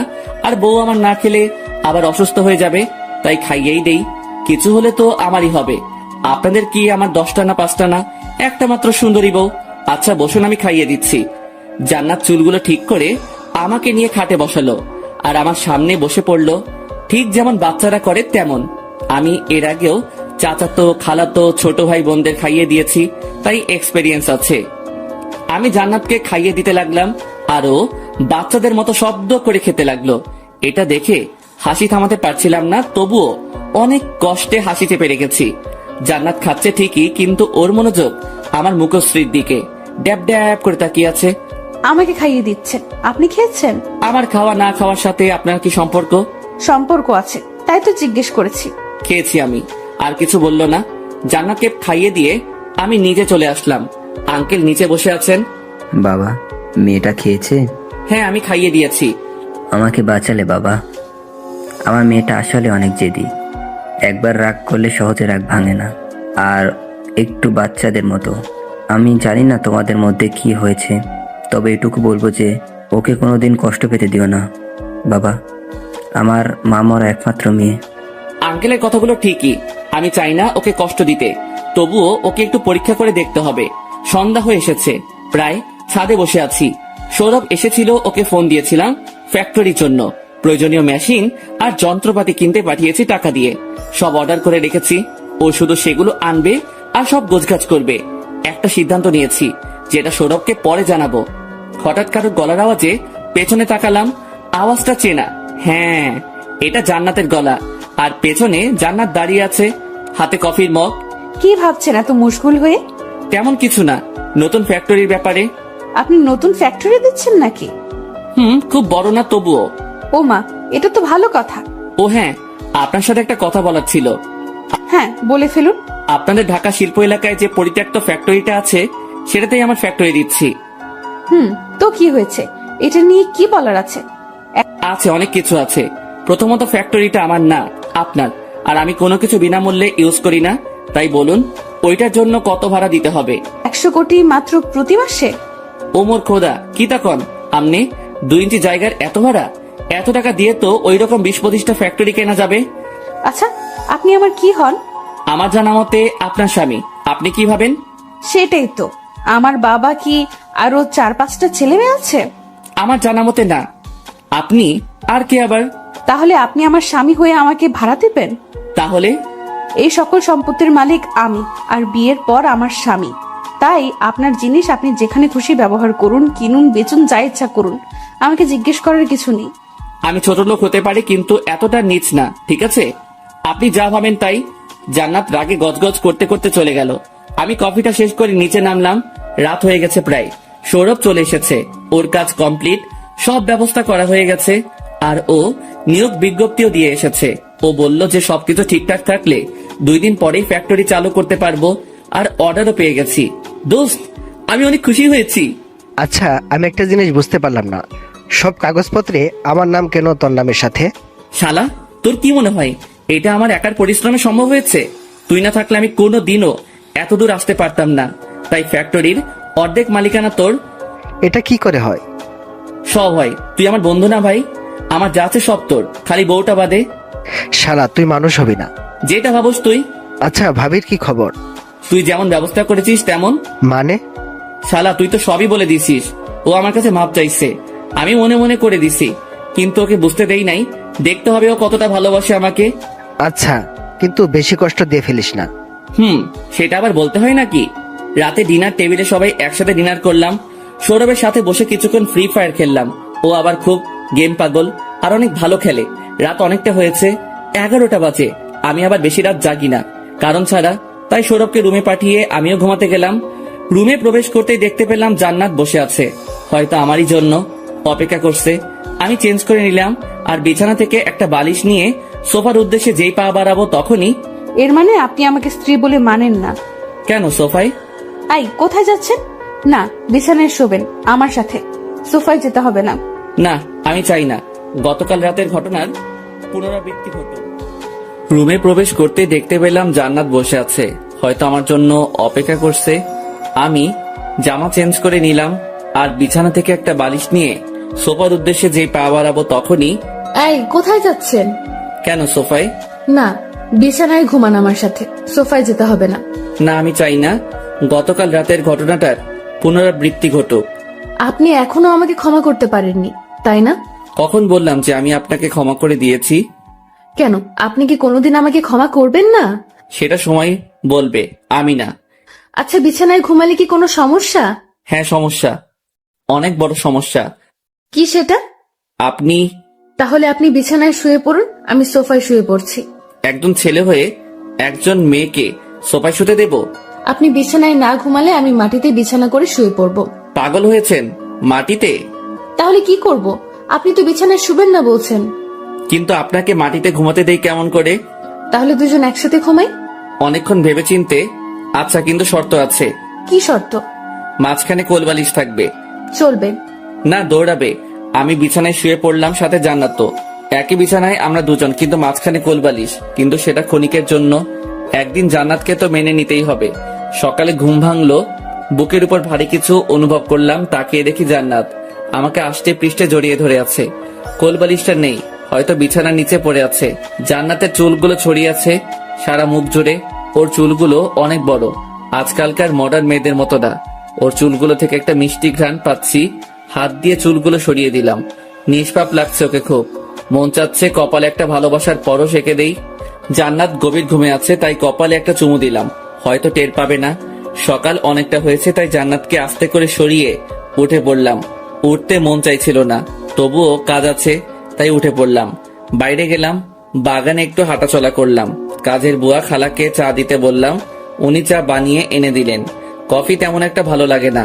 চা খাচ্ছিলাম, সৌরভও এসে হাজির। ও আমার সাথে বসে চা খেতে লাগলো। ফ্যাক্টরিতে যাব, একটু ওর সাথে নাস্তা করে বেরিয়ে পড়লাম। আঙ্কেল বলল যে কি যেন একটা কাজ আছে, যদি পারি তাহলে যেন করি। আমি জিজ্ঞেস করাই বললেন যে জান্নাতের খালাতো বোন ইউএসএ থেকে আসছে, ওনাকে আনতে যেতে এয়ারপোর্টে। আমি বললাম যে নিয়ে আসবো, সমস্যা নেই। আঙ্কেল আমাকে ফ্লাইটের টাইম আর সব বলে দিলেন। ফ্যাক্টরিতে সব ঠিকঠাক চলছে। লোক নিয়োগ দেওয়া হয়েছিল, যার ফলে অনেকেই ইন্টারভিউ দিয়ে গেছে। মোটমাট 1000 জন লোক হয়েছে, আরো 500 লোক নিয়োগ হবে, যেগুলোর মধ্যে কিছু কিছু উচ্চপদস্থ কর্মকর্তা। তাই সৌরভ আর আমি ইন্টারভিউগুলো নিচ্ছি। দেখতে দেখতে দুপুর হয়ে গেছে, আর লোক যাদের নিয়োগের কথা ছিল সবারই ইন্টারভিউ নেওয়া হয়েছে। অনেকে বাদ গেছে আর অনেককেই সিলেক্ট করা হয়েছে। ফ্যাক্টরিটা তেমন বড় না, তবু বড় করতে খুব একটা বেশি সময় লাগবে না যদি মেহনত করতে পারি। ম্যানেজারকে সবটা বুঝিয়ে দিয়ে আমি আর সৌরভ চলে গেলাম এয়ারপোর্টের উদ্দেশ্যে। আঙ্কেল গাড়ি পাঠিয়ে রেখেছেন, 10 মিনিট হলো অপেক্ষা করছি। এর মধ্যে কাঙ্ক্ষিত ফ্লাইটটি ল্যান্ড করলো। আমি আর সৌরভ নামের বোর্ড নিয়ে দাঁড়িয়ে আছি। অনেকক্ষণ হলো দাঁড়িয়ে আছে, কিন্তু কেউ আসছে না এদিকে। হঠাৎ সামনে একটি মেয়ে এসে দাঁড়ালো। স্মার্ট, স্টাইলিশ, বিদেশ থেকে এসেছে, দেখলেই বোঝা যাচ্ছে। এসে আমাদের ইশারা করলো যে আমরা যাকে খুঁজছি সেই। মেয়েটি ব্যাগগুলো রেখে অগ্রসর হচ্ছে। আমাদের মনে হয় ড্রাইভার বা কাজের লোক ভেবেছে। কি রে, ব্যাগগুলো রেখে গেল কেন? আমাদের কি কাজের লোক মনে করছে নাকি? সেটাই হবে হয়তো। কি করবি এখন? এখন একে বাড়িতে নিয়ে যাই, বাকিটা এই নিজেই বুঝে নিবে বাড়িতে পৌঁছানোর পরে। আচ্ছা, মেয়েটা মনে হচ্ছে অহংকারী। বড়লোক বাপের পোলাপান এমনই হয়। কই দোষ, আমরা তো অনেক বড় লোক ছিলাম, তুই তো এখনো আছিস, কিন্তু আমরা তো এত অহংকারী ছিলাম না। আমরা কোনোদিন সম্পদের বড়াই করিনি। হাতের 5টা আঙ্গুল কি আর সমান হয়? সবকিছুতেই ভালো মন্দ আছে। এই যে ভকভক করা বাদ দেন, গাড়ি চালান। মেয়েটিকে অর্থাৎ ঈশাকে নিয়ে বাসায় পৌঁছালাম। আসার সময় আমার কোম্পানির সামনে দিয়ে আসছিলাম, তখন আব্বুকে দেখতে পেলাম। অফিসের সামনে অনেকদিন পরে দেখলাম শুকিয়ে গেছে। ট্রাফিক জ্যাম ছিল, তাই অনেকক্ষণ দেখার সুযোগ পেলাম। হঠাৎ মনে হলো আব্বু যেন আমাকে দেখতে পেয়েছে, কিন্তু ততক্ষণ জ্যাম ছুটে গেছে, তাই গাড়ি চালিয়ে চলে আসলাম। বাড়িতে পৌঁছে, খালু, আপনার ড্রাইভার গুলো তো অনেক হ্যান্ডসাম। আজকাল এমন ড্রাইভার পাওয়া যায় নাকি? আঙ্কেল জান্নাত লাঞ্চ করতেছিল। ঈশার কথা শুনে দুজনেই ঈশার দিকে অগ্নি দৃষ্টিতে তাকিয়ে রইলাম। কি হলো? কি বললাম খালু, এভাবে দেখছেন কেন? আর জান্নাত আপু, তুইও এভাবে দেখছিস কেন? যেন চোখ দিয়ে খেয়ে ফেলবি। তুই জানিস কাকে ড্রাইভার বলেছিস? কাকে আবার? ড্রাইভার কি ড্রাইভার বলেছি? ও ড্রাইভার না, আমার হাজবেন্ড, তোর দুলাভাই। আর সাথে একটা সৌরভ, তোর দুলাভাইয়ের বেস্ট ফ্রেন্ড। তোর সাহস কি করে হয় আমার হাজবেন্ডকে ড্রাইভার বলার? কি বলছিস কি? বিশ্বাস হচ্ছে না। আমি তো জানতাম তোর বিয়ে হয়েছে, কিন্তু তোর হাজবেন্ড তো উনি না। আমি তো আরেকজনের ফটো দেখেছিলাম। ওই ছেলে 1 নম্বরের চিটিং বাজ, ওর সাথে কথা বলিস না। জান্নাত ঈশাকে সবটা বলল কিভাবে ওর সাথে আমার বিয়ে হয়। সবটা শুনে ঈশা চমকে গেল, আমাদের দিকে এমন করে তাকালো যেন এলিয়েন। কোনো ব্যাপার না, আপনি ভুল বুঝতে পেরেছেন, এটাই অনেক। আর কেউ যদি কোনো কিছু না জেনে করে তাহলে সেটাকে ভুল হিসেবে ধরা যায় না। আর কারো ভবিষ্যতে কারোর ব্যাপারে কমেন্ট করার আগে একটু যাচাই করে নেবেন, তাহলেই হবে। Yes boss. আপনি কি আর্মি নাকি? আপনি তো বলে দিলেন আমি কি। আসলে আপনি আর্মি? ও সেনাবাহিনীর কর্নেল। ওমা কি তা কোন? তাহলে বিদেশি কেন? ট্রিটমেন্টের জন্য। ও আচ্ছা। এখন সুস্থ হয়েছেন? জি। আচ্ছা তাহলে রেস্ট নিন, অনেকটা পথ জার্নি করে এসেছেন। ধন্যবাদ। আরে কি বলিস তুই এগুলো আপু? যা সত্য তাই বললাম। তোর হিংসা হয় নাকি? আমার আবার হিংসা হচ্ছে কোথায়? তোর চেহারা দেখলেই বোঝা যাইতেছে। আচ্ছা আমি হিংসা করি। এখন চল ওপরে চল, তোর দুলাভাইকে খাবার দিয়ে আসি। জান্নাত খাবার বেড়ে দিয়ে গেল, খেয়ে নিলাম। বিকেলে ঈশার সাথে জমিয়ে গল্প করলাম। মেয়েটাকে যতটুকু অহংকারী ভেবেছিলাম তার উল্টা খুব মিশুক, কিন্তু আর্মি অফিসার। চেহারা দেখলে মনে হয় খুব গম্ভীর। রাতে সবাই মিলে বসে বসে লুডো খেলছিলাম, তখনই সৌরভের ফোনে কল আসে। সৌরভের ফোন দিয়ে খেলছিলাম, তাই স্পষ্ট নাম্বারটা ভেসে উঠল, আন্টি দিয়ে সেভ করা। সৌরভ মোবাইল নিয়ে একটু দূরে সরে গেল। হ্যালো, আসসালামু আলাইকুম। ওয়ালাইকুম আসসালাম, কেমন আছিস? জি আন্টি, ভালো আছেন? এই তো বাবা, তা সাব্বিরের কোনো খবর জানিস? না আন্টি, সাব্বিরের খবর আমি জানবো কি করে? তোর আঙ্কেল নাকি দেখে সাব্বিরকে। আঙ্কেল দেখেছে? কখন, কবে? আগে বল তুই, সাব্বিরের কোনো খবর জানিস কিনা? আন্টি আমি জানি না সাব্বির কোথায় আছে, আর জানলেও বলবো না। আপনারা যা করছেন ছেলেটার সাথে, ও বেঁচে থেকেই মরে গেছে। এসব বলে লাভ নেই আন্টি, যা ভুল করেছেন তার মাসুল তো ভোগ করতেই হবে। সৌরভ ফোন কেটে আবার লুডো খেলতে বসে পড়লো। সৌরভ ভাইকে ফোন দিয়েছিল, সাব্বিরকে খুঁজছিল। কেউ না, পুরনো অতীত, মানে কিছু না। সাব্বির তুই একটু সাইডে আয়। বলো। একটু দূরে সরে গিয়ে। তোর মা ফোন দিয়েছিল। জানি, পরে কি? বলো যে তোর ঠিকানা বলতে, ওনার তোর কাছে মাপ চাইছে। মামার বাড়ির মোয়া নাকি? চাইলো আর পেলো? আমার কেউ নেই, আমি এতিম। অনেক কান্নাকাটি করছিল, বলছিল জীবনে সব থেকে বড় ভুল করেছে তোকে সেদিন বিশ্বাস না করে। ভুল, এই শব্দটা আমার রক্তের সাথে মিশে গেছে। আর আবার যদি ফোন দেয় বলে দিস সাব্বির মারা গেছে। অন্যদিকে ঈশা আর জান্নাত ভাবছে কি হলো হঠাৎ করে আমার, আর কি বা রহস্য আছে এই ফোন কলে। এটা নিশ্চিত সাব্বির ভাইয়ার বাড়ির কল। কিন্তু আমার জানা মতে সাব্বির তো এতিম। তুই ভুল জানিস, হয়তো সাব্বির ভাই কিছু লুকাচ্ছেন তোর থেকে। হতে পারে, কিন্তু কি সেটা তুই জিজ্ঞেস করে নিস। আমাকে বলবে না কেন? জান্নাত বাসরাতের কথা সবটা খুলে বলে ঈশাকে। এইরকম একটা মানুষকে তুই মেরেছিস? হ্যাঁ, আমার অনেক বড় ভুল হয়েছিল, সবটা না জেনে জেদের বশে করেছি।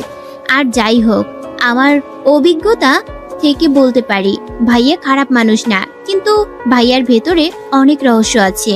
কি সেটা? তোর হাজবেন্ড তুই বের কর। তার আগে তো আমাকে তার মেনে নিতে হবে। একটা সিস্টেম আছে ভাইয়ার কাছে যাওয়ার। বল বল, তাড়াতাড়ি বল। ঈশা জান্নাতকে কানে কানে সব বলে কিভাবে কি করতে হবে। আমি আর সৌরভ এসে বসলাম ওদের সাথে লুডো খেলার জন্য। আমি খেলবো না। কেন, কি হয়েছে? শরীরটা কেমন যেন লাগতেছে। হঠাৎ করে কি হলো? এই তো কিছুক্ষণ আগেও দিব্যি ছিলেন।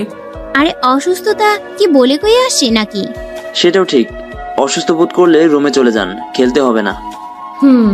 জান্নাত চলে যায়। মেয়েটাকে একটু আগেও দেখলাম সুস্থ, হঠাৎ কি হলো? রাত অনেকটা হয়েছে। সৌরভ আর ঈশা রুমে গেছে ঘুমাতে। আমিও গেলাম রুমে, গিয়ে জান্নাতের পাশে কোলবালিশ দিয়ে শুয়ে পড়লাম। ঘুম চলে এসেছিল, তখনই জান্নাতের একটা হাত আমার উপর এসে পড়লো। আমি সরাতে গেলে বুঝতে পারলাম জান্নাতের জ্বর এসেছে। আমি শিওর না যে ওর জ্বর এসেছে, কিন্তু একটু আগেও তো সুস্থই ছিল, এখন আবার কি হলো? আমি ওর কপালে হাত দিলাম চেক করার জন্য। হ্যাঁ, সাংঘাতিক জ্বর এসেছে, হাত পুড়ে যাচ্ছে আমার, সারা শরীর দিয়ে আগুন বেরোচ্ছে। এখন কি করব আমি? ওই দিন রাতের সব কথা মনে পড়ে গেল, কিন্তু ওকে এভাবে ফেলে রাখতেও তো পারি না। তাই ভাবলাম যা হবার হবে, আগে ওর সুস্থ হওয়া দরকার। তাই জান্নাতকে আগের দিনের মতো ট্রিটমেন্ট করতে লাগলাম। কিন্তু জ্বর কমছে না, তাই ভাবতে লাগলাম কি করব। ডাক্তার ডাকবো? রাত তো অনেকটা হয়েছে, ডাক্তারই বা পাবো কোথায় এখন? জান্নাত হঠাৎ অস্পষ্ট স্বরে কিছু বলতে চাইছে। কিছু বলবে? জান্নাত হাতের ইশারায় ডাকলো, বলো। তোমার জ্বর আসলো কিভাবে সেটাই তো বুঝতে পারছি না। জান্নাত আমার পোলো টি শার্টের কলার ধরে টান দিল। আমি জান্নাতের উপরে পড়লাম, ওর ঠোঁটের উপর আমার ঠোঁট। ওর নিঃশ্বাস অনেক গরম হয়ে আছে, জ্বরের কারণে এমনটা হয়েছে। জান্নাতের আধো আধো খোলা চোখ আমার চোখের দিকে তাকিয়ে আছে। সাব্বির প্লিজ আমাকে ক্ষমা করে দাও, আমি হয়তো আর বাঁচবো না, তাই প্লিজ আমার প্রতি আর রাগ করে থেকো না, আমাকে তোমার স্ত্রীর অধিকার দাও। কি বলবো বুঝতে পারছি না। জান্নাত আমার কাছে ক্ষমা চাইছে, এগুলো হয়তো জ্বরের ঘরে বলছে। আরে আপনি জ্বরের ঘরে কি বলছেন এসব? আমি যা বলছি মন থেকেই বলছি। জান্নাতের গরম নিঃশ্বাস আমাকে পাগল করে দিচ্ছে। আর যতই হোক আমি একজন পুরুষ। জান্নাত আমাকে কাছে টেনে নিল, আরো কাছে, অনেক কাছে। ওর ঠোঁট আমার ঠোঁটে ক্রমাগত ভালোবাসা খুঁজে যাচ্ছে। আমি আর নিজেকে কন্ট্রোলে রাখতে পারলাম না, নিজেকে ওর কাছে সঁপে দিলাম। বাকিটা ইতিহাস। আর আমি সায়েন্সের ছাত্র, তাই ইতিহাস খুব একটা ভালো ব্যাখ্যা করতে পারি না, তাই বাকিটা ইমাজিন করে নেন। অতঃপর সকালে ঘুম ভাঙলো, কানে পানি অনুভব করলাম, মনে হচ্ছে কানে পানি প্রবেশ করছে, কিন্তু বিছানায় পানি আসবে কি করে? ও শিট, কালকে রাতের কথা মনে পড়ে গেল। আমি এটা কিভাবে পারলাম? জান্নাতের অসুস্থতায় মেয়েটা আমাকে কতটা নীচ ও খারাপ ভাবে। ছি ছি, এটা কিভাবে পারলি তুই সাব্বির? নিজেই নিজেকে বললাম। বিছানার পাশে তাকিয়ে দেখলাম জান্নাত দাঁড়িয়ে আছে, চুল ঝাড়ছে, হয়তো মাত্র গোসল করে এসেছে। আমাকে জান্নাতের কাছে ক্ষমা চাইতে হবে। ও কি আমাকে ক্ষমা করবে? জান্নাত দেখুন, কালকে রাতে যা হয়েছে সবটা আমার অনিচ্ছায়, আমি নিজেকে কন্ট্রোল করতে পারিনি। আমি কিভাবে পারলাম এটা করতে? প্লিজ আমাকে ক্ষমা করে দাও। আমি আজ থেকে সোফায় শোবো, না হলে আবার সমস্যা হবে। এসব জান্নাত খুব মন দিয়ে শুনছিল। ওর মনে কি চলছে জানি না, মুখটা অনেক গম্ভীর করে রেখেছে। জান্নাত আমার কাছে আসলো, হয়তো লাথি উষ্টা চট থাপ্পড় দিবে, তাই চোখ বন্ধ করে নিলাম। এটাই আমার প্রাপ্য। কিন্তু কিছু সময় অতিক্রান্ত হবার পরেও কিছু অনুভব করলাম না, কিন্তু কারোর চাপা হাসির আওয়াজ পাচ্ছি। চোখ খুলে দেখলাম জান্নাত মুখে হাত দিয়ে হাসছে। আমার তাকানোতে এবার জোরে জোরে শব্দ করে হাসতে লাগলো। না। এই কি ব্যাপার, আপনি হাসছেন কেন? পাগল হয়ে গেছেন নাকি? বাট আপনি একটা পাগল। কিভাবে? আরে নিজের স্ত্রীর সাথে আপনি যা খুশি করেছেন, এতে আবার ক্ষমা চাওয়ার কি আছে? আর স্বামী হিসাবে আপনি এক রাত কেন 1000 রাত্রি আমাকে ভালোবাসতে পারেন, এতে দোষের কি আছে? কি বলবো বুঝতে পারছি না। আমি যা ভেবেছিলাম তার উল্টোটা ঘটেছে। আপনার মাথা ঠিক আছে নাকি এখনো জ্বরের ঘরে আছেন? আমি এখনো ঠিক আছি, আর গতকাল রাতেও ছিলাম। মানে গতকাল রাতে ঠিক ছিলেন মানে? মানে হয়েছে কি, গতকাল রাত্রের সবটা সাজানো ছিল, নাটক ছিল। নাটক হয় কিভাবে? আপনার তো জ্বর ছিল, সেটা কি মিথ্যা?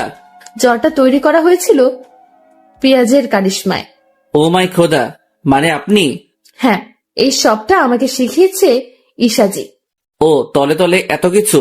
তলে তলে সিএনজি চলে আর আমি চালালেই হরতাল?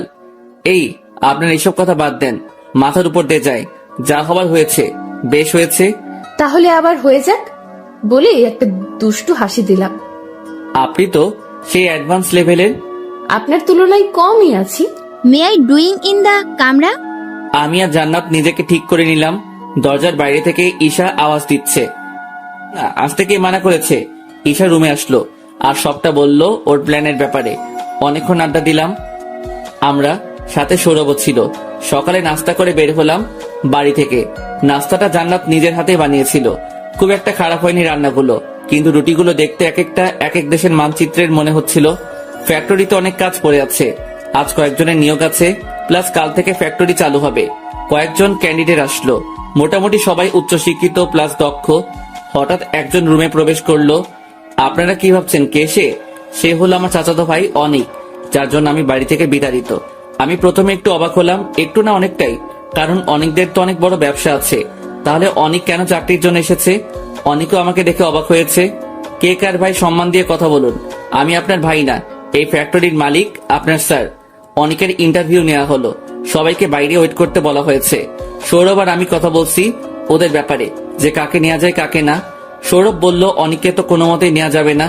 আমি ওর কথায় সায় দিলাম, কারণ এরকম একজন চরিত্রহীন বহুরূপী সবার জন্য বিপজ্জনক। বাসায় আসার সময় গাড়িতে বসে আছি, একটু ফেসবুকে ঢুকলাম। অনেকদিন ঢোকা হয় না, একটা মেসেজ দেখতে পেলাম, মা পাঠিয়েছে। মা নামক শব্দটা ইদানিং আমার কাছে অনেক হাস্যকর মনে হয়। বাবা আমাকে ক্ষমা করে দেয়, আমি অনেক বড় ভুল করে ফেলেছি, বাড়ি ফিরে আয়, সবাই তোর অপেক্ষায় আছে। মেসেজটি দেখে চোখে পানি চলে এলো আর খুব হাসি পেল। এখন সবটা ক্লিয়ার সবার কাছে, তাই আমাকে ডাকছে। আমার দোষ না থাকায় আমি আমার নিজের বাড়িতেই আমন্ত্রণ পাচ্ছি, কিন্তু কেউ আমার উপর বিশ্বাস করতে পারেনি, বিশেষ করে মা। সেটা আমাকে অনেক কষ্ট দিয়েছে, আর তাদের আমি কোনোদিনই ক্ষমা করতে পারবো না।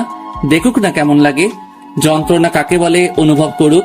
আমি রিপ্লাই দিলাম, সাব্বির মারা গেছে, যে বেঁচে আছে তার মনে ক্ষমা নামক কোনো অনুভূতি নেই। পাষাণ সে। বাড়িতে ফিরলাম, গাড়ি ঢোকার সময় দেখলাম যে আরেকটা গাড়ি বের হয়ে যাচ্ছে, কিন্তু আশ্চর্য হলাম এটা দেখে যে এটা আমার বাড়ির গাড়ি। কিন্তু এটা এখানে কি করছিল? গাড়িটা বের হয়ে গেল এক সাইড দিয়ে, আর আমি এক সাইড দিয়ে ভেতরে প্রবেশ করলাম। আমি জান্নাত, জান্নাত, এই জান্নাত, কোথায় তুমি? জান্নাতকে ডাকতে লাগলাম। আরে কি হলো, এভাবে ডাকছেন কেন? বাড়িতে কে এসেছিল একটু আগে? এসবি গ্রুপের সিইওর স্ত্রী এসেছিলেন। কেন? এমনি এসেছিলেন সেই দিনের বিয়ের ব্যাপারে ক্ষমা চাইতে। ও আচ্ছা, আমি তো ভেবেছিলাম অন্য কিছু। কি ভেবেছিলেন? কিছু না। আচ্ছা সাব্বির, আপনার বাবা মা নেই? না, আমি এতিম। কিন্তু হঠাৎ এই প্রশ্ন কেন?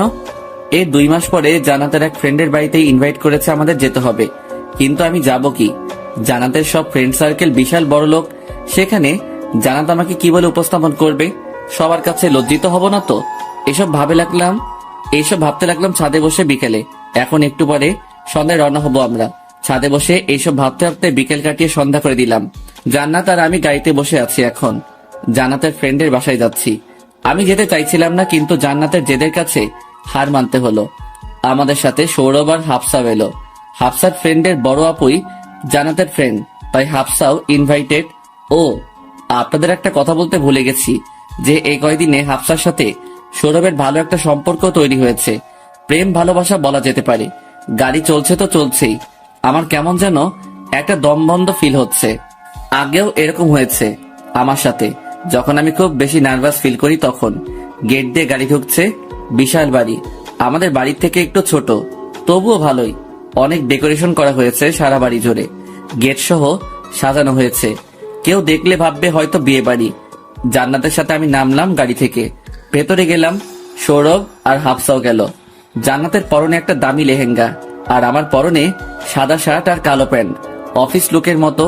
যেহেতু এটা একজনের বার্থডে আর সব বড় বড় লোকেরা আসবে, তাই সবাই স্যুট বুট পরে আসবে। জান্নাত ভেতরে গেল, সাথে আমিও। জান্নাতকে ওর ফ্রেন্ডের সাথে কথা বলতে দেখলাম। আমি চাইছিলাম না ওর ফ্রেন্ডের সাথে দেখা করতে, কারণ সবার সামনে হয়তো জান্নাত অপমানিত হবে, আর আমি চাই না জান্নাত অপমানিত হোক বা কোনো দুঃখ পাক। আমার আসল পরিচয় জানলে হয়তো এতক্ষণে সবাই আমাকে ঘিরে ধরতো। শহরের সবচেয়ে বড় লোক, কয়েকটা দেশের সর্বোচ্চ ধনীদের তালিকায় আমার নাম আছে। ছোটবেলাতেই আমার নাম ছবি ম্যাগাজিনের পাতায় প্রকাশিত হয়েছিল।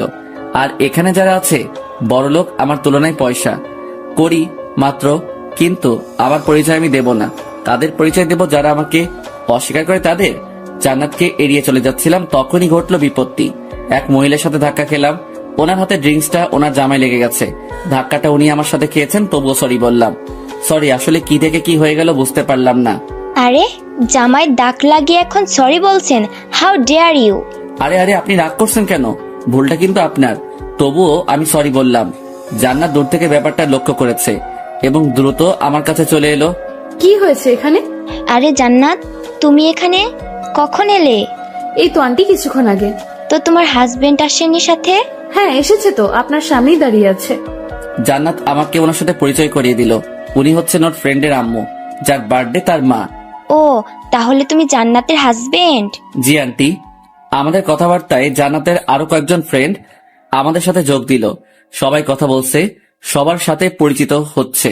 পর্যায়ক্রমে এখন আমার পালা। এখানে যারা আছে সবাই বিশিষ্ট ব্যবসায়ী, নামি দামি লোক। সেই তুলনায় আমি ছোট একটি ফ্যাক্টরির মালিক। নিজেকে এখানে উপস্থাপন করলে জান্নাত হয়তো লজ্জিত হবে, তবু বললাম। সবাই কানাকানি করছে, মুখে না বললেও বোঝা যাচ্ছে যে সবাই জান্নাতকে আর আমাকে নিয়ে কথা বলছে। কথার টপিকটা মনে হয় আমার পেশা বা কাজ নিয়ে। আর এদিকে জান্নাতের চেহারার দিকে তাকাতে পারছি না আমি। মেয়েটা সবার কথায় লজ্জা পাচ্ছে। আমার ফোনে তখন একটা ফোন এলো। রিসিভ করার পর যা শুনলাম তার জন্য আমি মোটেও প্রস্তুত ছিলাম না। যা শুনলাম সেটা শুনে আমার পায়ের তলা থেকে মাটি সরে গেল। এইদিকে জান্নাত তার বান্ধবীদের কাছে আমাকে নিয়ে নানান কথা শুনছে, আর অন্যদিকে না, আমি আর এগুলো নিতে পারছি না। সব অভিমান ভুলে আমি পাড়ি জমালাম বাড়ির উদ্দেশ্যে। গাড়িতে বসে আছি আমি, গাড়ি ছুটছে বাড়ির উদ্দেশ্যে। চোখের পানি অঝরে ঝরছে, আমি কাঁদছি। আসার সময় আমার অবস্থা দেখে জান্নাত জিজ্ঞেস করেছিল যে কি হয়েছে, কিন্তু আমি কিছু বলতে পারিনি। কি বলতাম? আমার যে মা স্ট্রোক করেছে, কিন্তু কিভাবে আমি তোকে এতিম বলে পরিচয় দিয়েছিলাম। তাই এ কথা শুনলে ও অনেক অবাক হতো। জান্নাতকে বলেছি কিছু হয়নি, আমি একটু আসছি, পার্টি শেষ হওয়ার আগে চলে আসব। এসব ভাবতে ভাবতে গাড়ি যে কখন বাড়ির সামনে এসে পড়েছে বুঝতে পারিনি। গাড়ি থেকে নেমে বাড়িতে ঢুকলাম। অনেকদিন ধরে এসেছি, তাই সবকিছু একটু নতুন নতুন লাগছে। দারোয়ান সালাম দিল। বাড়ির বাইরে অনেক লোক, আমাদের পরিচিত অনেকে। আমি ভেতরে গেলাম। মূল দরজা দিয়ে ঢুকতেই আমি দেখতে পেলাম যে বাড়ির সবাই ডাইনিং স্পেসে বসে আছে। আমাকে দেখে সবাই অবাক হয়েছে। কেউ হয়তো ভাবতেও পারেনি আমি আসব। আব্বু আমাকে দেখে চোখের পানি ছেড়ে দিলেন, আর বাকিরা আমাকে দেখে নীরবে অনুতাপ করছে। খালা, খালু আর চাচা চাচি এখানে উপস্থিত আছেন, কিন্তু ওনারা আমার চোখের দিকে তাকানোর সাহস পাচ্ছে না। কিভাবে তাকাবে? কোন মুখে? ওনারা সেই অধিকার অনেক আগে হারিয়েছেন। আব্বু এসে আমাকে জড়িয়ে ধরে কান্না করে দিলেন, হাউমাউ করে কাঁদছেন।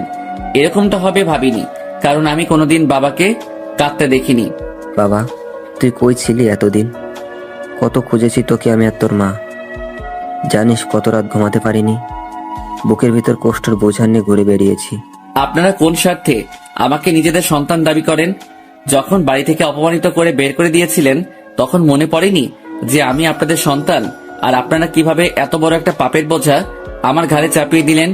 আপনারা কি আমায় চিনতেন না? না আমি অপরিচিত বাইরের কেউ? বাবা, আমি তো তখন ছিলাম না। তুই তো জানিস যে আমরা আজ পর্যন্ত কারোর সামনে মাথা নত করিনি, কিন্তু ওই দিনের পরিস্থিতি আর সবটাই তোর মাকে বাধ্য করেছিল সবটা করতে। আর তোর মা তো এসব মন থেকে কিছুই বলেনি, যা বলেছে জেদের বসে। এই জন্যই তো আমাকে মেরে ফেলতে চাইছিলেন, তাই না? মানে? বিয়ে বাড়ির ঘটনাটা বললাম, মা যা বলেছিল সৌরভের কাছে সবটা বললাম। এসব অভিমান থেকে বলেছে। বাবা, তোর মা চাইতো যে তুই বাড়িতে ফিরে আসিস, কিন্তু কোনোদিন মুখ ফুটে বলতে পারিনি, সেটা আশেপাশের মানুষ আর জেদ থেকে। কিন্তু যেদিন তোর মা জানতে পারে যে তুই নির্দোষ, সবটা অনেক আর রিমঝিমের কাজসাজি, তখন তোর মা অনেক খুশি হয়েছিল। সেদিন তোর খালা, খালু আর বাকিদের অনেক অপমান করে তোর মা। তোকে বাড়ি থেকে বের করে দেওয়ার পরে তোকে বাড়ি থেকে বের করে দেওয়ার কষ্টে খাওয়া দাওয়া বন্ধ করে দেয়। সারাদিন একটা রুমে একা একা পড়ে থাকে। তিলে তিলে তাল হয়ে গেল তোর মা। আর বলতে পারলেন না আব্বু, কেঁদে দিলেন। আমাকে আগে বলনি কেন? আমি আগে জানলে তখনই চলে আসতাম। আচ্ছা এটা বলো, মা কোথায়, কেমন আছে? তোর মা উপরে আছেন, ডক্টর এসেছিল একটু আগে। হসপিটালে নিয়ে গেলাম, পরীক্ষা নিরীক্ষা করে বলল যে একটু জন্য স্টক করেনি, কিন্তু শরীর খুব দুর্বল। এইভাবে চলতে থাকলে অনেক বড় সমস্যা হবে, তোর মা মারাও যেতে পারে। আমি উপরে চলে গেলাম। মা ঘুমাচ্ছেন, ডাক্তার ওষুধ দিয়ে গেছে। আমি মায়ের পাশে গিয়ে বসলাম। মা কারোর উপস্থিতি টের পেয়ে চোখ খুললো, কিন্তু কিছু বলছে না, নীরবে চোখে জল ফেলছে। আমি বলতে লাগলাম, কি হলো? আমাকে দেখে অবাক হচ্ছেন? এখনো মরিনি। বাবা, তুই আমাকে ক্ষমা করে দে। আমি অনেক বড় ভুল করেছি তোকে অবিশ্বাস করে। আমি চাইনি এমনটা করতে, কিন্তু পরিস্থিতি আমাকে বাধ্য করেছে। বেঁচে আছি, এখন ক্ষমা চাওয়া হচ্ছে? কান্নায় বলতে পারছি না, গলা ধরে আসছে আমার। আয় বাবা, বুকে আয়, অনেকদিন তোকে আদর করি না। আমি মায়ের কাছে গেলাম। আসলে মা জিনিসটাই অন্যরকম। আপনি যতই রাগ অভিমান করে থাকেন না কেন, মায়ের মুখটা দেখলে সব মাটি হয়ে যায়। আমি কোনোদিন ভাবিনি যে মাকে ক্ষমা করতে পারবো বা এ বাড়িতে আর আসবো কিনা, কিন্তু আজ মায়ের অসুস্থতার কথা শুনে ছুটে চলে এলাম। আসলে মা এমনই হয়। মায়ের সাথে অনেকক্ষণ কথা বললাম, 1 ঘন্টার মতো কেটে গেছে, কিন্তু আমি একটা জিনিস ভুলে গেছি। আমাকে জান্নাতের কাছে যেতে হবে। বেচারি একা একা সেখানে কি করছে না জানে, আমাকে নিয়ে টেনশন করতেছে হয়তোবা।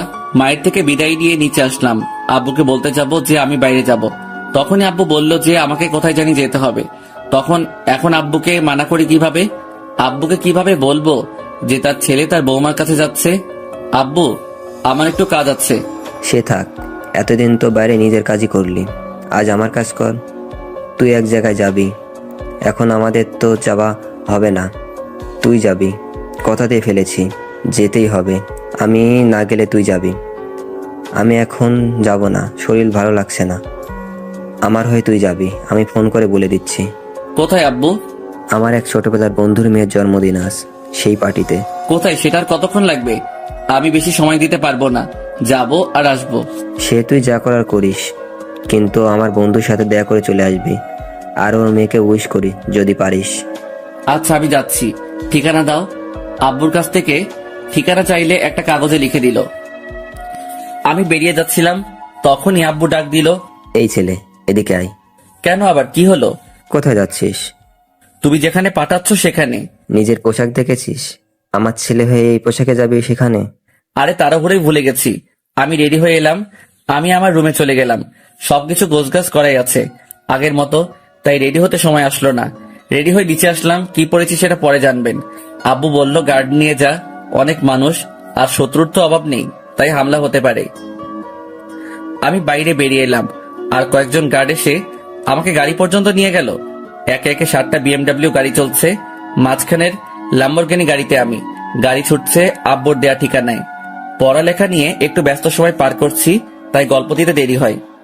গাড়িতে বসে আছি আমি, আর কি হবে সেখানে যাওয়ার পর সেটা নিয়ে ভাবছি আর হাসছি।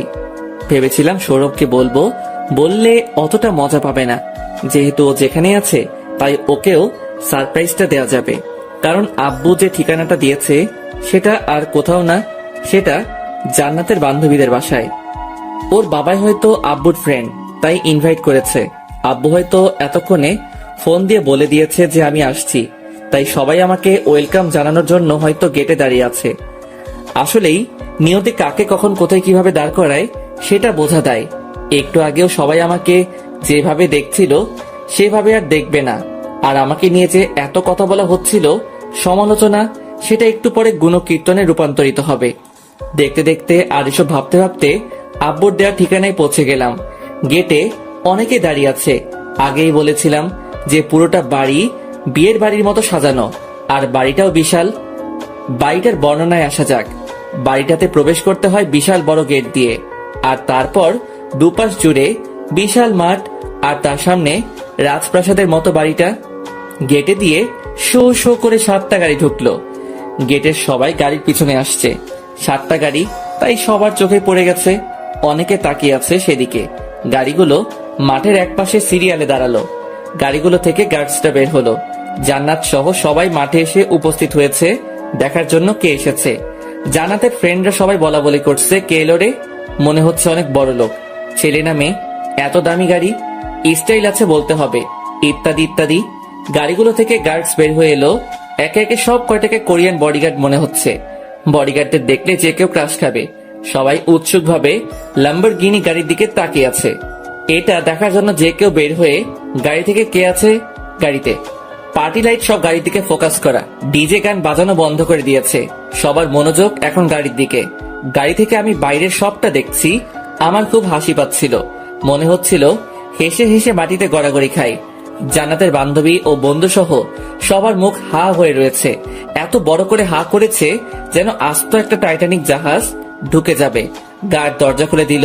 আমি হাতটা বের করলাম, গাড়ির দরজার উপরে রাখলাম, তারপর পা বের করলাম। সবাই তাকিয়ে আছে। এবার পুরোপুরি ভাবে সবার সামনে প্রকট হলাম। অনেকের মুখ বন্ধ হয়ে গেছে, ব্রেনটা কাজ করা বন্ধ করে দিয়েছে আমাকে দেখে। এরই মধ্যে জান্নাত তো ভ্যাবলার মতো তাকিয়ে আছে আমাকে দেখে। ক্রাশ খেয়েছে মনে হয় নতুন করে। আমি একেবারে নীল স্যুট, সাথে নীল প্যান্ট, যেটা শার্টের সাথে সংযুক্ত, কালো সানগ্লাস আর স্টাইলিশ বুট, হাতে রোলেক্স ঘড়ি। আরো স্টাইলিশ হওয়া যেত, কিন্তু এটাই মার্জিত স্টাইল। আমি পকেটে হাত ঢুকিয়ে হাঁটছি, আর পেছনে আর সামনে থেকে আমাকে ঘিরে রেখেছে বডিগার্ডরা। আমাকে দেখছে সব উৎসুক জনগণ। এখানে অনেক বড় বড় ভিআইপি উপস্থিত আছেন। সবাই আমার সাথে হাত মিলাতে আসলো, কারণ তারা যত বড় ভিআইপি হোক না কেন, আমি তাদের চেয়ে বড় ভিভিআইপি। গার্লসরা আমার আশেপাশে কাউকে ঘেঁষতে দিচ্ছে না। জান্নাত আমাকে দেখে অবাক হচ্ছে আর ভাবছে যে একে তো দেখতে একেবারে সাব্বিরের মতো, কিন্তু সাব্বির হঠাৎ এভাবে কি করে সম্ভব। সৌরভ আমাকে দেখে আমার দিকে এগিয়ে আসলো। গার্ডসরা ওকে চেনে তাই আসতে দিল। সৌরভ আমার সাথে কথা বলছে, এটা দেখে জান্নাত ভাবছে যে সৌরভ যেভাবে ওর সাথে কথা বলছে এভাবে তো সাব্বিরের সাথে কথা বলে, কিন্তু সাব্বির আসবে কোথা থেকে এখানে, আর এত দামি গাড়ি আর গার্ড পাবে কোথা থেকে? সৌরভ আর আমি কথা বলছিলাম। কিরে দোস্ত, এই বেশি হঠাৎ করে কি করে? হয় সব হয়। সৌরভকে সবটা খুলে বললাম। এর মধ্যে জান্নাত এসে উপস্থিত হলো, সাথে সাথে ওর বান্ধবীরাও। গার্ডরা ওদেরকে আটকে রেখেছে, আমার কাছে অনুমতি চাইছে। আমি শুধু জান্নাতকে ভেতরে ঢোকানোর কথা বললাম ইশারায়। জান্নাত আমার সামনে এসে দাঁড়ালো, চোখে অভিমান দেখতে পাচ্ছি। আমি এই দুনিয়ায় শুধু একজনেরই চোখ দেখে মনের কথা বলতে পারি, সেটা হলো জান্নাতের। কি হলো, এভাবে তাকিয়ে আছো কেন? তুমি এখানে এভাবে হঠাৎ করে, তাও আবার এই বেশে? এসব পরে শুনতে পারবে, অনেক বড় কাহিনী, বাসায় গিয়ে বলবো, কেমন? আচ্ছা, কিন্তু তুমি কে এটা একটু ক্লিয়ার করে বলবে? জান্নাতের কাঁধে হাত দিয়ে আমার বুকের সাথে চেপে, আমি তোমার স্বামী, হয়েছে? সেটা আমি জানি, সবাই জানে। যেটা সবাই জানে না সেটা বলো। শুনতে চাও? এসবি গ্রুপ অফ ইন্ডাস্ট্রি এর ফিউচার সিইও। জান্নাতের বান্ধবীরা সবাই সাইডে দাঁড়িয়েছিল, ওরা সবটা শুনতে পেল। মনে মনে অনেক লজ্জিত হলো এটা ভেবে যে কোথায় ওরা আর কোথায় আমি, আর ওরাই কিনা আমাকে অপমান করেছে একটু আগে। সবাই আমার কাছে ক্ষমা চাওয়ার জন্য আসলো, কিন্তু গার্ডসরা ওদের আমার কাছে ঘেঁষতে দিল না। আমি আর জান্নাত বাড়ির ভেতরে প্রবেশ করলাম। জান্নাতের ফ্রেন্ডের বাবা মানে আব্বুর বন্ধুর সাথে দেখা করতে যাচ্ছিলাম, কিন্তু উনি চলে এলেন। ওনার সাথে কতক্ষণ কথা বললাম। বাবা, তুমি তো একা আসবে শুনছিলাম, কিন্তু সাথে যে তোমার স্ত্রীকে নিয়ে আসবে সেটা বলনি কেন? আঙ্কেল, আমি একাই এসেছি, আমার ওয়াইফ আপনার মেয়ের বান্ধবী, তাই ও আগে চলে এসেছে। ও আচ্ছা বাবা, তাহলে তুমি পার্টি এনজয় করো, আর কোনো সমস্যা হলে আমাকে জানিও। আচ্ছা আঙ্কেল, এখানে বেশিক্ষণ থাকবো না, তাই জান্নাতের বান্ধবী লিনাকে উইশ করে চলে যাব। আমি সেদিকে অগ্রসর হলাম। আমি এগোচ্ছি আর চারপাশে গার্ডস। জান্নাতের বান্ধবীদের কাছে এলাম, গার্ডের হাত থেকে গিফটের প্যাকেটটা নিলাম, নিয়ে লিনাকে দিলাম। লিনা গিফটটা খুললো, ভেতরে একটা ডায়মন্ড নেকলেস। লিনা সহ সবাই সেটা দেখে প্রশংসা করছে। লিনা সহ বাকিদের বলছি, কখনো কারো চেহারা আর পোশাক দেখে তার যোগ্যতা বিচার করবেন না। এমনও হতে পারে যে সে এমন কিছু করলো যে মুখ দেখাতেই লজ্জা করবে। বাই আমাকে সরি বলতে লাগলো, আমি সেটা পাত্তা না দিয়ে চলে আসলাম। বাইরে পেছনে জানাতো আসলো, সৌরভ আর হাফসা বাইরে দাঁড়িয়ে আছে। পার্টি শেষ হওয়ার আগে আমি চলে যাব। জান্নাতকে, সৌরভকে সহ হাফসাকে গাড়িতে নিয়ে বসালাম। গাড়িগুলো এক এক করে বেরিয়ে যেতে লাগলো, সবাই সেদিকে তাকিয়ে রইলো। যেভাবে সবাইকে তাক লাগিয়ে প্রবেশ করেছিলাম সেভাবে চলে যাচ্ছি। জান্নাত আমার পাশে বসে আছে, পেছনের গাড়িতে সৌরভ আর হাফসা। ড্রাইভার গাড়ি চালাচ্ছে। কোথায় যাচ্ছি সেটা জান্নাত জানে না। এই, তুমি কোথায় নিয়ে যাচ্ছ একটু বলবে? আমার বাড়ি। তোমার বাড়ি মানে? কেন, আমার বাড়ি থাকতে পারে না? থাকতে পারে, কিন্তু তোমার সবটা আমার কাছে রহস্যময় লাগছে। তুমি নিজেকে সেই দিন এতিম বললে, আমরা জানতাম তোমার তেমন কিছুই নেই। আজ হঠাৎ এত কিছু দেখে আমার তো মাথা এখনো হ্যাং হয়ে আছে। একটু পরে তোমার সব ডাউট ক্লিয়ার হয়ে যাবে। কিন্তু কিভাবে? তুমি তো কিছুই বলছো না। বলবো না, দেখাবো। গাড়িগুলো একে একে আমাদের প্যালেসে ঢুকলো। এটা আমার বাড়ির নাম। জান্নাত চারিদিকে তাকিয়ে বাড়িটা দেখছে। ওদের বাড়ি থেকে অনেক বড় আর অনেক সুন্দর। বাড়িটার সাইডে বিশাল পার্কিং লট, তার পাশে মাঠ, আর তার সাথে গ্রিন হাউস, আর সবার সামনে বিশাল বাড়ি। গাড়িগুলো পার্কিং এ প্রবেশ করাতে বললাম গার্ডদের। আমি জান্নাতের হাত ধরে ওকে গাড়ি থেকে নামালাম। আমি জান্নাতকে নিয়ে বাড়িতে প্রবেশ করছি, আর পিছনে সৌরভ আর হাফসা সৌরভকে আমার ব্যাপারে জিজ্ঞেস করছে। বাড়িতে প্রবেশ করে কাউকে দেখতে পেলাম না। রাত 9:30 বাজে। এই টাইমে সবাই ডিনার করতে আসে, তাই সবাইকে ডাকলাম। সবাইকে বলতে আব্বুকে আর আম্মুকে। মাকে ফাইজা রোলিং চেয়ারে বসিয়ে নিয়ে এলো, আমার ডাকে না। সবাই এই টাইমে খেতে আসে, আমি না ডাকলেও চলে আসতো। আমাদের বাড়ির আবার একটা নিয়ম আছে যে সবার একসাথে খাবার খাওয়া। আমার ডাকে কিছুক্ষণের ভেতর বাড়ির বাকি সবাই বেরিয়ে এলো। চাচা, চাচি আর খালা এসেছিল মায়ের অসুস্থতার খবর পেয়ে। সাথে রিমঝিমকেও দেখতে পেলাম। রিমঝিমকে দেখে পুরনো সব ঘটনাগুলো মনে পড়ে গেল। যেতে মন চাইতেছিল কয়েকটা থাপ্পড় বসাই। আমি রিমঝিমের দিকে অগ্নি দৃষ্টিতে তাকিয়ে রইলাম। খালা ব্যাপারটা বুঝতে পারলেন আর রিমঝিমকে উপরে চলে যেতে বলবেন, কিন্তু রিমঝিম উপরে না গিয়ে আমার সামনে এসে দাঁড়ালো। হঠাৎ আমার পায়ে পড়ে কান্না করতে লাগলো। সাব্বির ভাই, আমাকে মাফ করে দেন, আমি অনেক বড় ভুল করেছি। আপনার মতো ফ্রেস্তার মতো মানুষের গায়ে কলঙ্ক দিয়েছি। ভাই, আমাকে মাফ করে দেন। আপনি চাইলে আমাকে যে কোনো শাস্তি দিতে পারেন। আমি ওই দিন অনিকের ভয়ে সবটা মিথ্যা বলেছিলাম। হঠাৎ এমনটা হবে আমি ভাবতে পারিনি, কিন্তু ঘটনার আকস্মিকতায় আমি পাথরের মতো দাঁড়িয়ে আছি। আমার চোখ বেয়ে টপ টপ করে পানি পড়তে লাগলো। ব্যাপারটা এমনই, উদাহরণস্বরূপ আপনার সামনে একটা ছোট্ট বাচ্চা পড়ে গিয়ে বা যে কোনো ভাবে ব্যথা পেল, সে ততক্ষণ পর্যন্ত কাঁদবে না যতক্ষণ কেউ তার ব্যথায় ব্যথিত হচ্ছে। যেমন কেউ এসে বা দেখতে পেয়ে বলল যে আহারে কতটা লেগেছে, খুব ব্যথা পেয়েছিস না, আয় ওষুধ লাগিয়ে দিচ্ছি। আর যদিও কাঁদে, সীমিত আকারের কাঁদবে, কিন্তু যখনই আপনি বা কেউ তাকে সান্ত্বনা দিতে যাবেন, তার ব্যথাটা বা কষ্টটা অনুভব করে তার ব্যথায় ব্যথিত হবেন, তখন দেখবেন সে আর কান্না থামিয়ে রাখতে পারবে না। আমার ক্ষেত্রেও একই ঘটনা ঘটেছে। আমি জান্নাতের হাত ধরে কাঁদছি, জান্নাত আমাকে সান্ত্বনা দিতে লাগলো, আমি বাচ্চাদের মতো ওর কাঁধে মাথা দিয়ে কাঁদতে লাগলাম। একদম কাঁদবে না, বাচ্চাদের মতো কাঁদছে দেখো। আমার চোখের পানি মুছে দিচ্ছে। সবাই এতক্ষণ খেয়াল করেনি যে আমার পাশে একটা মেয়ে দাঁড়িয়ে আছে, কিন্তু এখন হয়তো সবাই দেখতে পেয়েছে জান্নাতকে। বাবা, তোর সাথে মেয়েটা কে দাঁড়িয়ে আছে রে? আমি যা ভেবেছিলাম তাই হলো। এখন জান্নাত পর্ব শুরু হবে।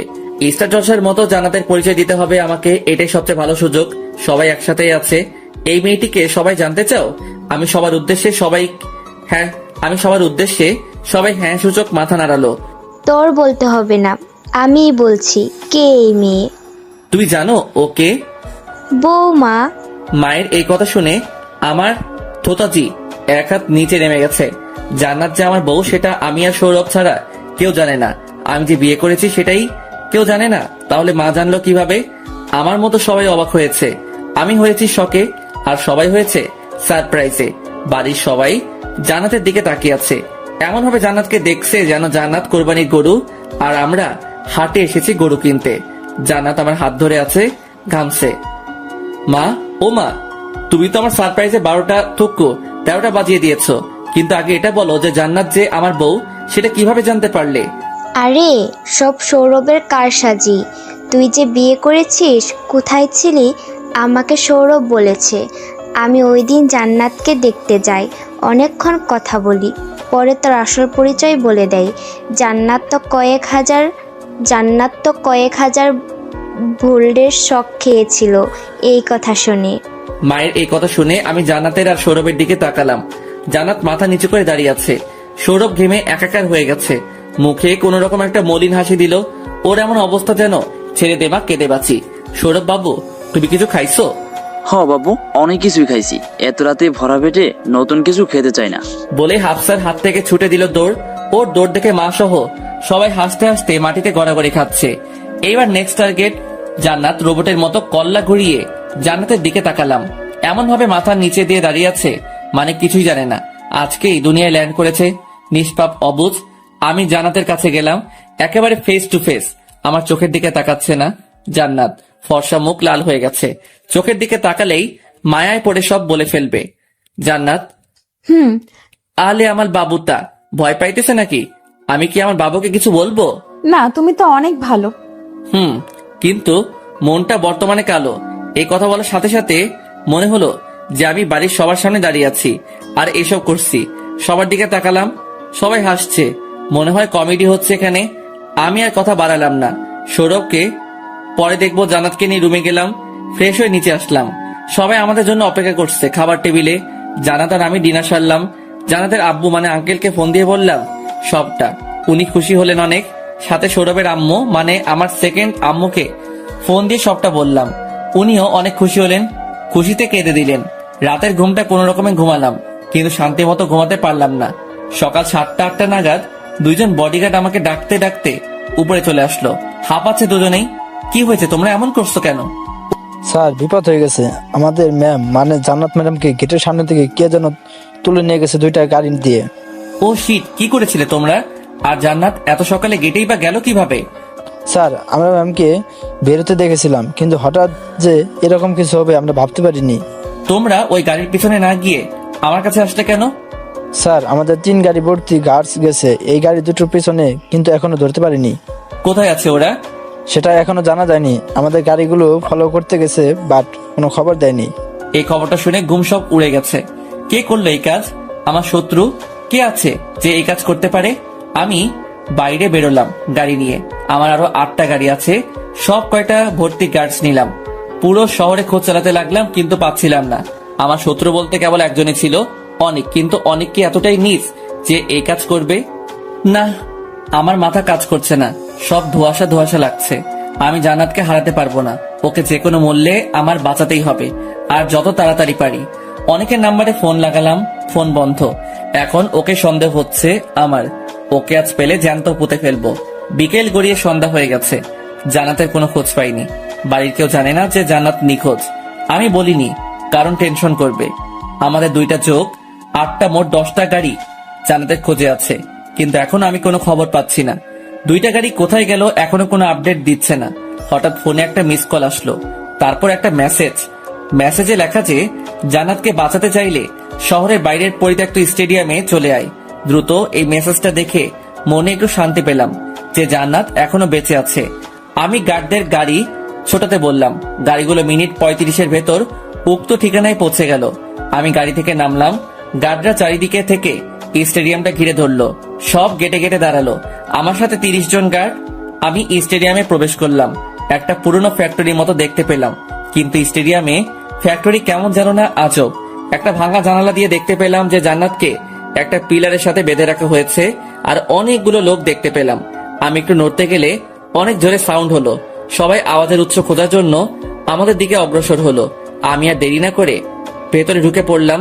যা হয় হবে, মরবো না হয় বাঁচবো। আরে আরে, আমাদের মাস্টারমাইন্ড চলে এসেছে যে, কিন্তু এতক্ষণ সময় লাগলো যে? একটা লম্বা চুলওয়ালা লিডার টাইপ লোককে আপনি বলুন